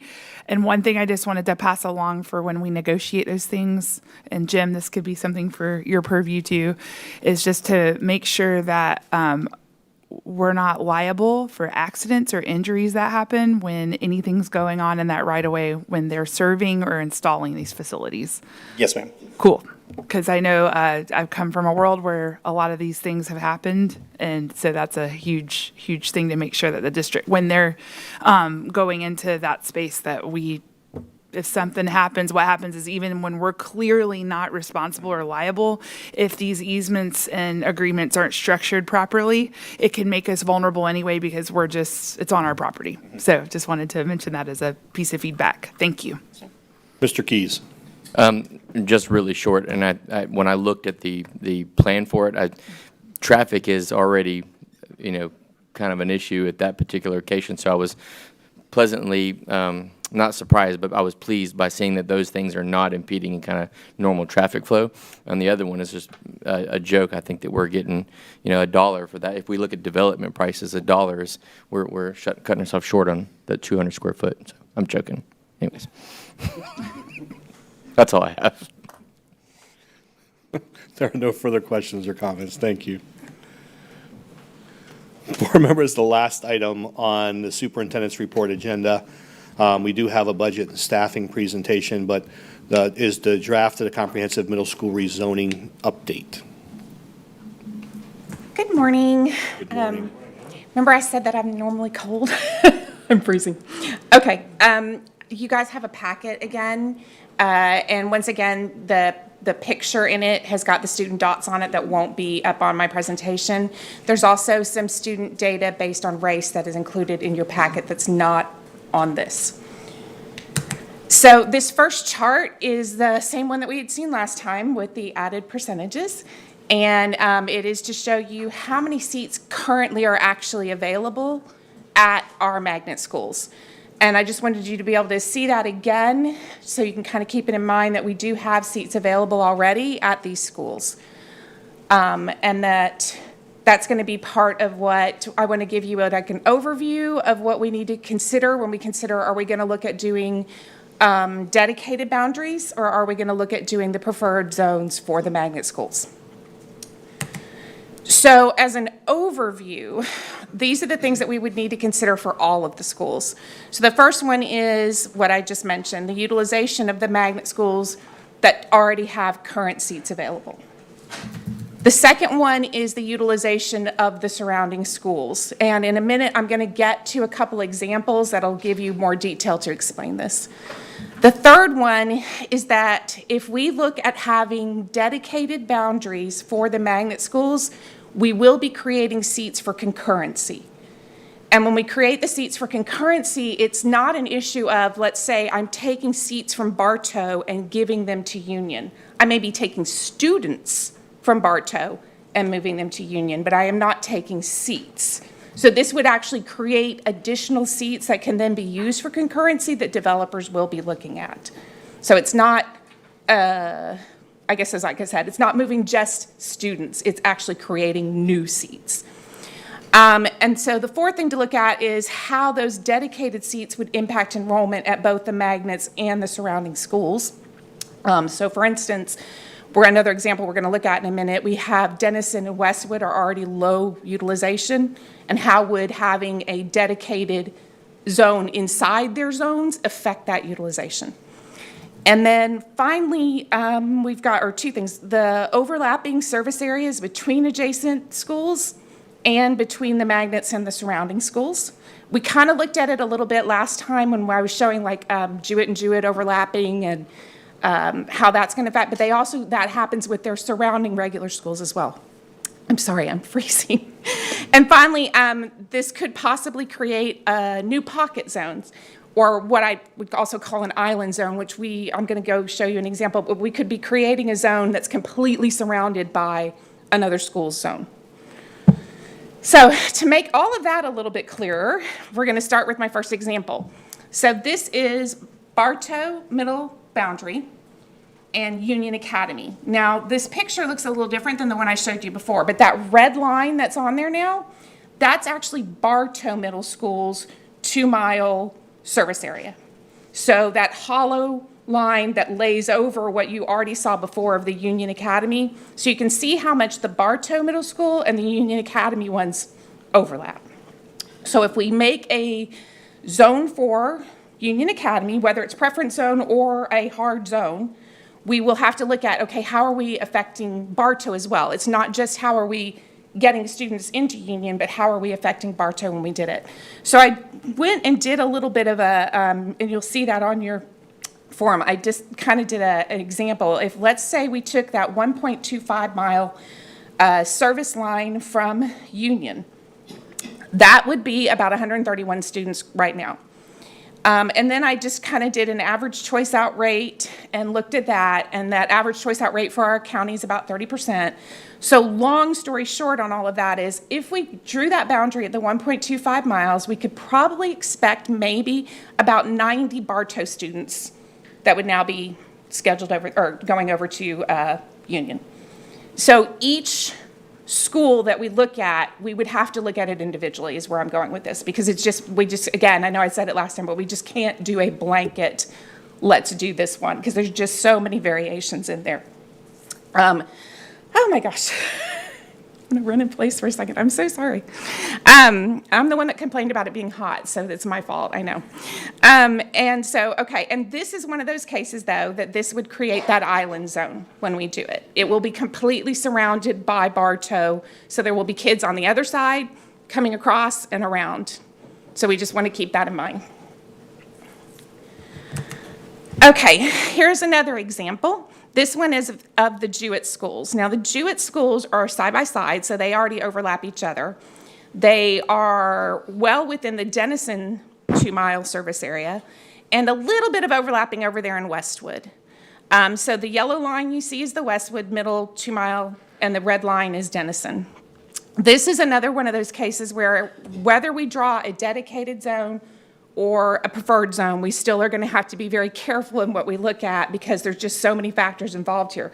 The Jewett schools both have middle school components, so we'd have to determine who's going where on that, or do we have an option for both, which would be confusing as well. But so it's just another example of how we're going to have to look at these things very closely per school. And there will be questions that will come up. Okay, Denison and Westwood have low utilization. We're already looking at trying to help those schools. We want to be careful with what we reserve in seats somewhere else. So here is an option that we would like you to consider with the preferred priority zones options. First, we would create those zones based on the individual considerations and needs of the schools. So it'd be a school by school, all 10 schools that we're talking about. We would promote those preferred priority zones to families during open enrollment with a targeted contact. Hey, you live in this zone. If you're interested, please apply. We would create a separate priority zone map layer for GeoZone that would lay on top so people can see it. And here's the key. For students who move into a priority zone outside of open enrollment window, we could still let them enroll. So sort of like, I like to put this like, you know how with insurance, like if we've got a window where you can get insurance, but if you have a major life event, you can change your insurance. Well, this would be sort of the same situation. If you move in April, or you move in June, or you move in September, we're not going to tell you, sorry, the window's open later, you can't come in, or you missed it, you can't come in. So it would be a way to cover those kids that move in. If they move in right across the street, because if you go all the way back to that chart, we have seats available. We want to say, okay, you can come in. We're not going to hold you back just because you're not in the window when you just moved here. So it's an option that we would like you to consider. And that is it. I'm so sorry, I'm cold. Any questions? I'm sure there are questions. Ms. Wyatt? Thank you. And I appreciate all of the data. I feel like we get more data from this department than probably anywhere else. It's so interesting to see every dot and just how accessible it is to pull exactly where every student in our district lives. A couple, and obvious, it makes total sense that it's a school-by-school basis. I mean, I think Jewett and JSA is a great example because they literally share a property line, but we also just went through this at the other end of Winter Haven with South Point and Chain of Lakes because they're literally a mile from each other, if that. And I think the key to it, too, is looking at the neighborhoods, which we saw when we did South Point and Chain of Lakes, that, yes, it makes sense that, yes, that neighborhood is technically closer to South Point, but they literally are walking across the street. Like, why are we? So I think, yes, it is, we have to look at them each individually, but I think we also, as board members who, I do not expect your very small but mighty team to know every neighborhood in Polk County and what their typical driving routes are. I think it's also on us to make sure that we know our communities and that when those things come up, that we're looking at, does this make sense for each of our schools, asking our principals, asking our families to help support you all so that you're not getting the angry emails on the back end. We appreciate that. My concern, and I know I voiced this last time, my concern with not making it an actual zone and keeping it priority, I appreciate addressing that they could get in anytime.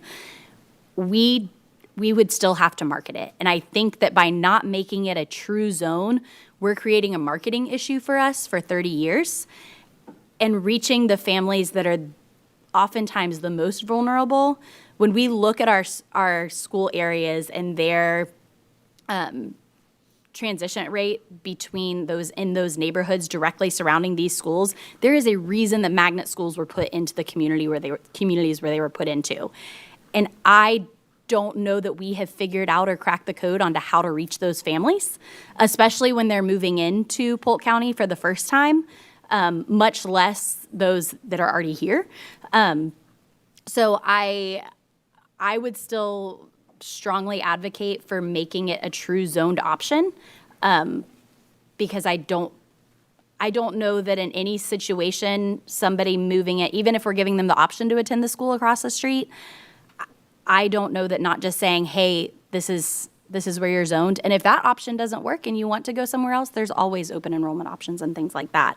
However, I think when we talk about what's best for kids, we know that often what is best for kids is being closest to their home. So I don't like the idea of not giving them the actual, just telling them that is the option, because I think it creates a marketing nightmare down the road of, when they show up to, if they're technically zoned Elbert, but they live across the street from JSA, if they go to Elbert, is Elbert then going to have to educate them on, well, you're actually in this zone and you could go there, that it just becomes a very long-term nightmare of education is my belief. Ms. Miller? Thank you. And some of this is it's probably not under your department itself. It's kind of what we've created. I think when we look at magnet enrollment and priority zones, we need to recognize the geographic distribution of those. I don't have any of it. And so what does that do for Auburndale as far as choice? What does that do for the students where Winter Haven has multiples and they're pushing now into the city of Auburndale?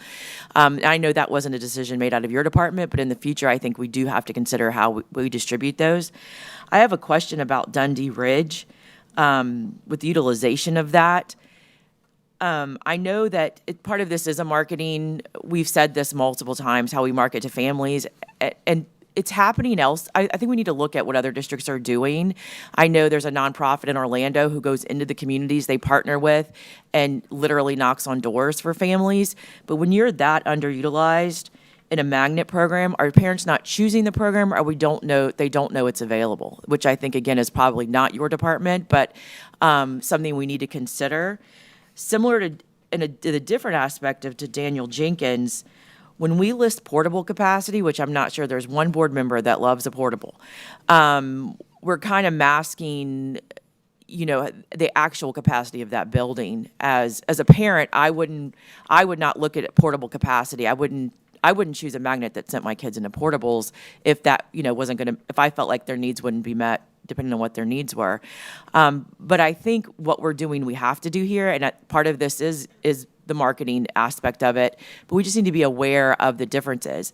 Do you have superintendent or facilities or departments? Do we know why Dundee Ridge we have that difference in attendance there? It's kind of like my Code Academy, I think. It's, You have competition from charter schools. You have competition from other higher performing schools. There are a lot of reasons why parents may be opting to attend elsewhere. I do not believe at all that it's a marketing issue. I think the data supports 40% of our students choose to attend a school other than their zone school. That's not a marketing deficiency. you don't think because they're being marketed to by charters? That's parent choice. So we're marketing, they're marketing, parents are making a decision as to where to send their children. They do it all the time. Families leave, go to charter school, come back for high school. But the data the board has seen shows the number of students at each school who are choosing to go elsewhere other than their zoned school. So I don't believe it's a marketing issue. I believe it's a choice issue where families are exercising their right to choice, whether that's a charter school, a private school, another one of our schools. But we could definitely look at that community and see where the students, but if it's a magnet school and a choice school, I'd have to look at their attendance boundary and determine what percentage of their students, if any, are zoned for that school, actually are in attendance, and if not, where are they attending? But I think it's an informed choice, and we can talk about data later on that, because I do think that, or maybe one of our surveys that we have access to, we could survey the area to see what they even know about our schools. Unfortunately, we have a lot of families, us Gen Xers who went to one elementary school, one middle school, and one high school.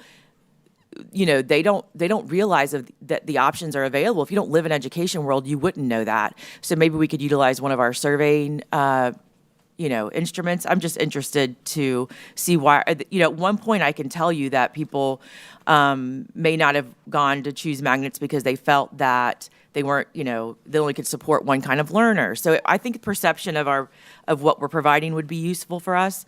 But I do think that, providing this enrollment and availability capacity helps me understand where people are choosing to go. So thank you. Mr. Sharpless? I'm so sorry, can I address that real quick? What part? I just wanted the Dundee Bridge, I'm so sorry. Sure. Yeah. So while I was in the data and looking at it, I did just notice that Bach in particular pulled a lot of kids out of that area. Exactly. Yeah, that shocked me. I mean, it's kind of close, but not as close as I would have thought. And so that one really jumped out at me that, yeah, I think that area they're going to the charters, but I agree that we could probably reach them more. But it was just that one area just really surprised me when I was looking at the data. And I think a survey of our community to find out what it is. Maybe it's a certain program that we don't provide, but it would tell us why they're choosing. Yeah. Thank you. I was really surprised by that one too. Okay, I'm so sorry. Thank you. All right. It's not even my district. It just jumped off the page at me. Thank you. Mr. Sharpless? I was actually going to address that. As a former Lake Wells High School teacher, I noticed I had a lot of students, I had students coming from the Dundee area to Lake Wells High School, choosing charter. And then when Bach North opened up, Bach North Middle School, that certainly was more accessible than Bach South to the Dundee area. So I could see why that would draw some students in there, especially if they're wanting to go to Lake Wells High School. That's the only thing I was going to mention, but you guys already said it. So that's in my district. And as someone who has a spouse that works at one of those middle schools, I can tell you that is the case. Dr. Allen? Thanks, Superintendent. Trying to maybe figure out which angle I want to go on this, but I think I did stumble upon and was just reflecting back on our MSAT grant. So has the MSAT grant completely expired is my question, because I think that grant was initially 5 years. And that was $15 million federal grant that we utilized to bolster our magnet options. Is that correct? So are you talking specifically about a particular school? Well, and I guess that is my first question. So what schools are actually impacted within this that were under the MSAP grant? So I know Daniel Jenkins was one of them. We've got Stevens, that was one of them. I believe was Stevens a part of that. Yeah, I know I provided this information, Ms. Wyatt, but I'll go ahead and forward that to the whole board. Yes, sir. Okay. So my question is, well, Blake Academy is another one as well, right? So has the MSAP grant completely expired? The 5 years? There's one grant that still continues, and it covers 5 schools: Stevens, Garner, Blake, Bethune, and Daniel Jenkins. Okay. It was awarded in 2022, and it expires in September of 2027. The team was expecting or anticipating submitting a request for a no-cost extension, and we discussed that at a previous board meeting. Okay, I appreciate that. So then, because I was going back and reading it, just to try to frame maybe some thoughts and some questions. So, from your perspective, did we accomplish what that grant was intended to do? And, and I think because when I read it, there were like long-term goals that were established, with that, and there was like a sense of sustainability. So I know we haven't really discussed and if you're sharing that document with me to, for me to analyze as well, to know what kind of success did we have as it relates to those magnet? Because, some of these were supposed to be feeders. So like, for example, Jenkins with the Cambridge initiative. Did we see success of the students from Daniel Jenkins actually going to, from that feeder pattern in any way? I have no idea. Yeah. I'd have to conduct that analysis. That's typically done closer to the end of the grant, so we still have, again, almost a full year. Gotcha. Going to September 2027. Yep. And then again, an additional year beyond that, should we want to extend the grant funding even further. It did address the issue of diversification, which was part of the intent of the MSAP grant. But as far as did students who went through that feeder pattern perform better than other students, I don't know that we have that data, and I'd have to work with the team to identify what characteristics we're actually going to incorporate into that other than just merely academic. But we'd have to spend some time with the team to get you all that data. I appreciate that because it was as, the board, we voted to approve that, and there was a sustainability plan that we committed to as a board when we accepted the federal funding. So I just want to make sure that we're not undermining, the grant that we accepted and what we committed to as a board from a sustainability plan. That's, sort of how I'm maybe coming at these thoughts and questions as relates to that. So the grant repeatedly framed magnets as choice-based recruitment models. I think that was important to the grant, not geographically prioritized enrollment systems. That was just part of the grant. So I don't know. I think secondly, the magnets were described as programs designed to draw students from across the district to increase the diversity. So if you said that we've accomplished that, I think that's good. I think it also mentioned the idea of reducing minority isolation was the phrasing that was used in our grant. So I don't know. I think as we consider these geographic priorities, how do we ensure that we preserve that district, wide recruitment model that was central to the grant strategy, I think is what I was wanting to ask. And then lastly, I think the grant helped launch and really strengthen some of these programs. I think that was the intent of the feeder patterns with some of these. And I don't know, that's the question that I'm wanting to know as well. So, as it concludes, I think it would be helpful for us as a board to review that. And I don't know at what point we would look at that evaluation and the results of that, but I think it would be much appreciated. Yeah, so I think there's a couple things that I maybe I need to clarify based off of some of your concerns or questions. We're not eroding, we're not creating a dedicated attendance boundary. This is adding students to the current process. This is not in any way going to diminish student enrollment from elsewhere. The concern around these schools in particular was students can move in but never get an opportunity to attend that school. And so it maintains the diversity, and we can provide examples of that, especially for the two schools you've already been provided, because I expressed concerns to the board previously about unitary status, that we also have to make sure that anything we do does not erode our unitary status, and it does not. It actually continues to enhance it. But there would be a small subset of students that would be included that would be in addition to those current students attending there. So I don't believe that in any way it moves away from the intent behind the MSAP grant.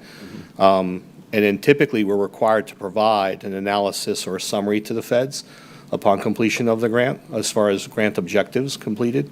So we'll be happy to see I'll get a timeline from the team as to when they typically start that process and then when the board can expect to see that. Okay. Yeah.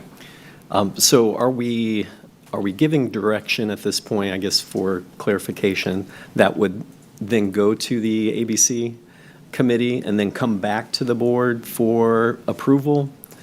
I guess, maybe help me understand that as well. So staff, I'm bringing this to the board on April 24th or the next possible date, because we've got to move forward. Yep. And the board will either vote it up or vote it down. So at the end of the day, the direction I'm giving staff is move forward. I think we have spent an inordinate amount of time trying to address all the concerns that have been expressed to the best of our ability. And we heard today there's an acknowledgement from the board that we understand that it's going to look different based off each school, based off certain unique characteristics, and that's where we are. I am not going to recommend to the board that it be a dedicated attendance boundary. That's not going to be the recommendation that comes before the board. I've heard the concerns. I'm appreciative of the concerns, but I'm going to do what I think is in the best interest of our students in our district, and I think that this more than fulfills that. So they're going to move forward because this will then in turn have a direct impact on elementary rezoning, and we've got to keep this process moving so that, because it's just unfair to have done high school and not get to elementary and middle school at this time. So good. That's my intent. All right. Ms. Wyatt. Thank you. I do think it's unfair to try and rush it through to get it done instead of taking the time to do it the way that best supports students moving forward. But we did have things that we were supposed to get in February on the MSAP grant. Do we have an update as to when the dollars left or anything? I responded to all of your questions in writing, Ms. Wyatt, and I'll be happy to re-forward those. Okay, if you could read forward those, because I think we were still waiting on a few things that I have not seen a response to, so I may have missed those. As far as the marketing, can we get the data on how many students don't apply for choice? That'd be a number I'd be interested to see. It's obviously we have 40% of our students that choose to go to other schools, but are the 60% of the students that don't choose to go to their school that they aren't zoned to applying for choice? Are they choosing not to apply for choice because they want to go to their home school, or are they choosing not to? You wouldn't know that. I could give you the total number of students who don't submit an application, absolutely. I can give you the total number of students who don't accept their transfer or choice option, but I can't tell you why. It just would be interesting. The data behind who doesn't apply, I think, tells as much as who does transfer. Because if we have 60% of people that are going to their zone school because they're not even applying for a choice option, we'll never know if it's because they genuinely, their zone school is their number one choice, or if it's because they just don't know. At the high school level, I have a feeling it's because that's their choice is to go to their zone school. At the elementary and middle school level, it concerns me if we have 60% not applying for any of our choice schools, that they may not realize that they can be applying or should be applying. And I think especially I think a lot of people will stop applying after kindergarten or first grade because or the sixth grade, because there's not as many seats available. But especially for those transition years, so the kindergarten and sixth grade, how many people are applying? and then selecting to go to choice would be a very interesting number to have. Okay. I see no further questions or comments. Thank you. Oh, I just wanted to clear one other thing, sorry. The data that is in there with the race breakdowns, if you look at it, and I know Mr. Hyde touched on this, but it does show that it's not really statistically going to affect either decision we make, because it is, we're very, very diverse now. And so the numbers kind of match up. You have a county-wide line, so you can see what the county-wide breakdown is for the middle schools, and then the individual schools are on there as well, so you can see what that looks like. So while we're considering this, at least that portion is satisfied, I think. So, but I just wanted to make sure you knew that that data was in there. And thank you. Oh, sorry. Ms. Wyatt? Thank you. I did have one more thing, just for the record on the MSAC grant. When we approved that in 2019, we hosted community meetings for Garner, that those students would have access to those seats, and they do not. And so it is, as a Winter Haven person, it's a hard spot, because we went and told the community, you're going to have access to these seats, and they can't. And I can't with good conscience vote to support to continue to not give them true zoned access as they were promised.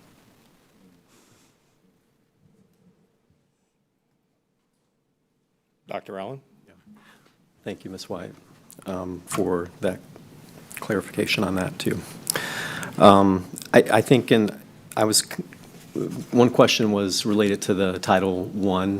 I don't know if that's something that we consider as well in our rezone. Does it disrupt any numbers as it relates to, because we did, I'm just reflecting back on the presentation that we had as it relates to our Title I funding, maybe 2 meetings ago.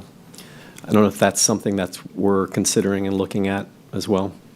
I'm sorry, I was looking at email. Say that again? Yeah, just the Title I dollars that's connected to our schools, individual schools. So is that a data point that we look at when we're restructuring numbers? Just curious. I think I mentioned that. Allocation or the number of students? Yeah, so I guess, yeah. So the allocation, I believe we provided you with a copy of the recommended allocations very recently. We talked about changes to Title I.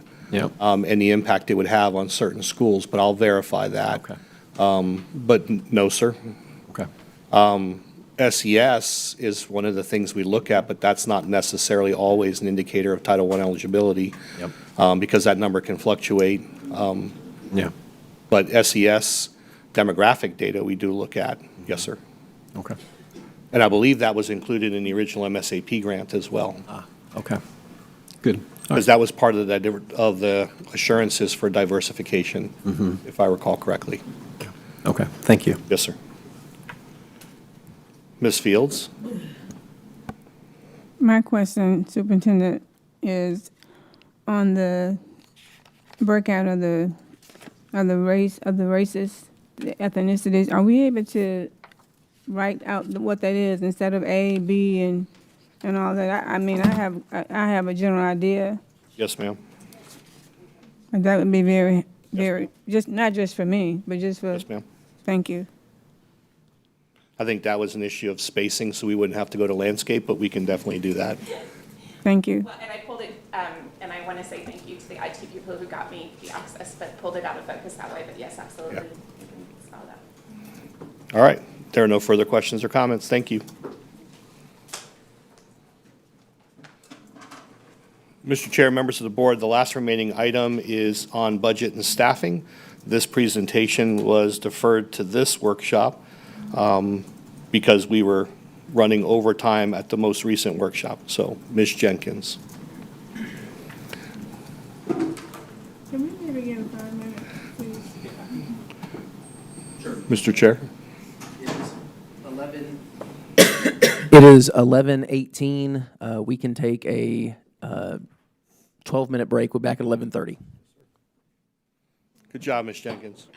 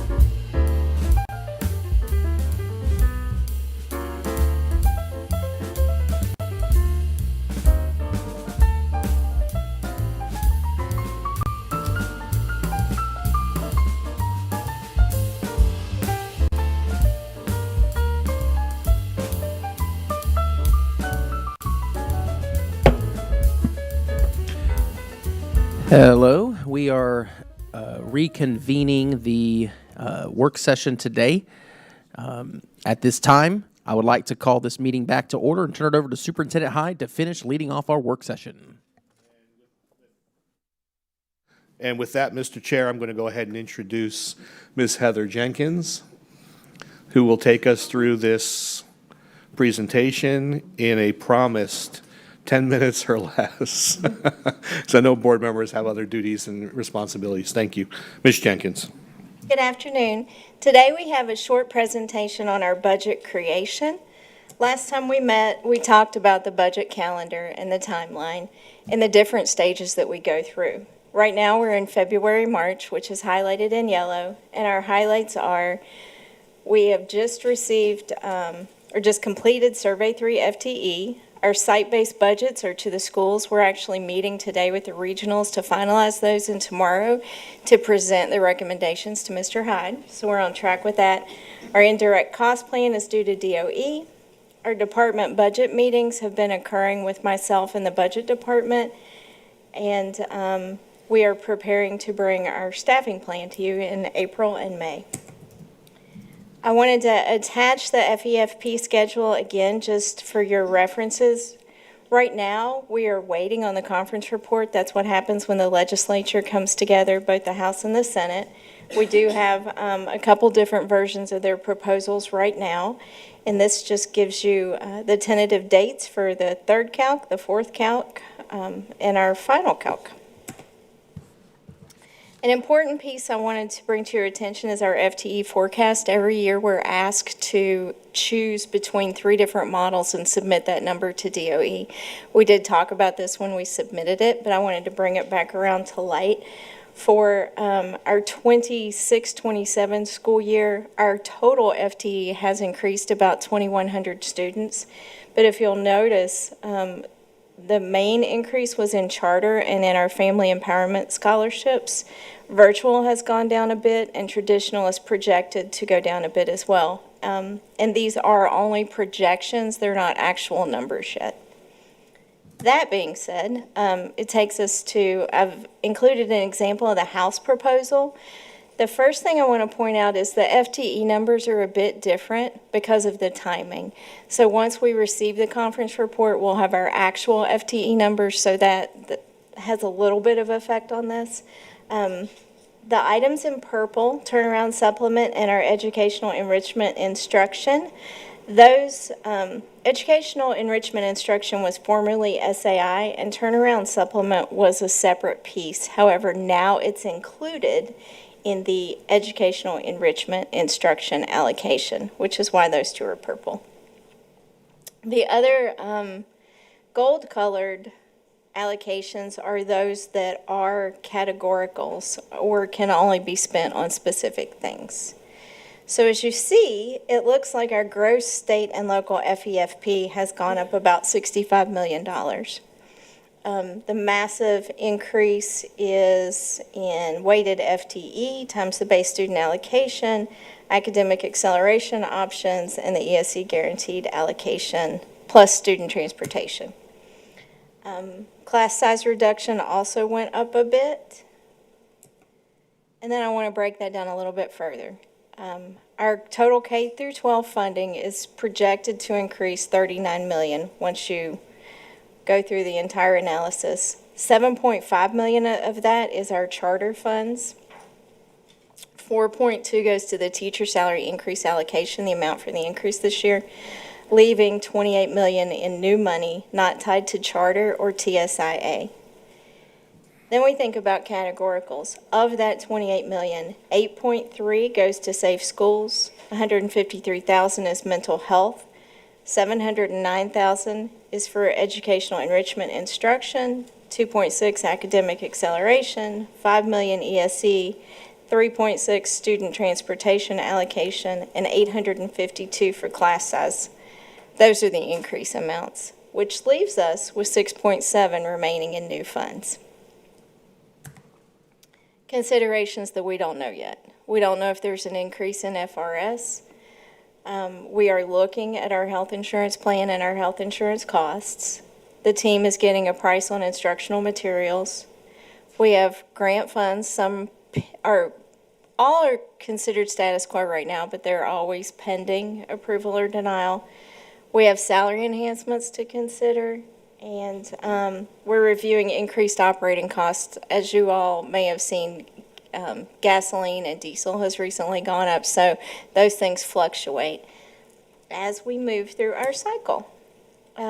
We also have, per the Senate estimate, the Family Empowerment Scholarship has increased again with an impact of $147.8 million in funds that would be allocated to the scholarship. Now, the reason I show you all these things is just to give you a picture that right now we don't really have a linear path to the budget. We have a lot of different things that we have to consider, and we start putting those pieces together like a little bit of a puzzle. And as we move through the process, we're able to bring you more information. It's just as we get a piece, it slides in and then goes from there. Y'all have any questions? Seeing none. Thank you, Ms. Jenkins. Great job. Board members, remember, these are just mini experts, and we are starting to capture these and convert them over into media. We're working with Canva and a couple other software providers to see if these can be converted into like animated videos and segments so that we can post those to our website so that families and community members can develop a better understanding of how we're funded and how we generate revenue, where we spend our dollars. So it's important for me every time Heather presents, I'll provide that same statement. So, Mr. Chair, that concludes the items for me under the workshop item. I do know, and I will apologize, Mr. Chair, there was an item that Mr. Keys had asked me, and I failed to add to this agenda, but I did address it in an email to the board last evening. So, Mr. Keys, if that satisfies your question, then we don't need to address it again here. Yes, sir. Thank you. And if any other questions come up about any of your colleagues' questions and my responses, please feel free to reach out. So, Mr. Chair, I turn it over to you, sir. Thank you, Superintendent. We have one piece of unfinished business on the agenda, and that is to discuss the August board meeting date. Currently, it's scheduled for August 11th. However, that is the day after the first day of school, and that's going to be a very hard turnaround for our staff to have everything created and ready for our board meeting date. So I'm going to ask the superintendent, is there any recommendations for when to change that meeting date? We're going to move it to the 25th of August. And as you pointed out, it was previously scheduled on the election day. So we didn't feel it would be appropriate to have board members sitting up here waiting for election results while we're in the middle of a meeting. So. Yes, we appreciate that. So just make sure to reflect that on your calendar, August 25th. And we'll be certain to send out an updated calendar. Yes. Yes. And Mr. Green, also for you to make sure when you're noticing that, okay? Moving on to the next thing is board member comments. Are there any comments from any of my fellow board members? Seeing none, this work session is adjourned. Yes, ma'am.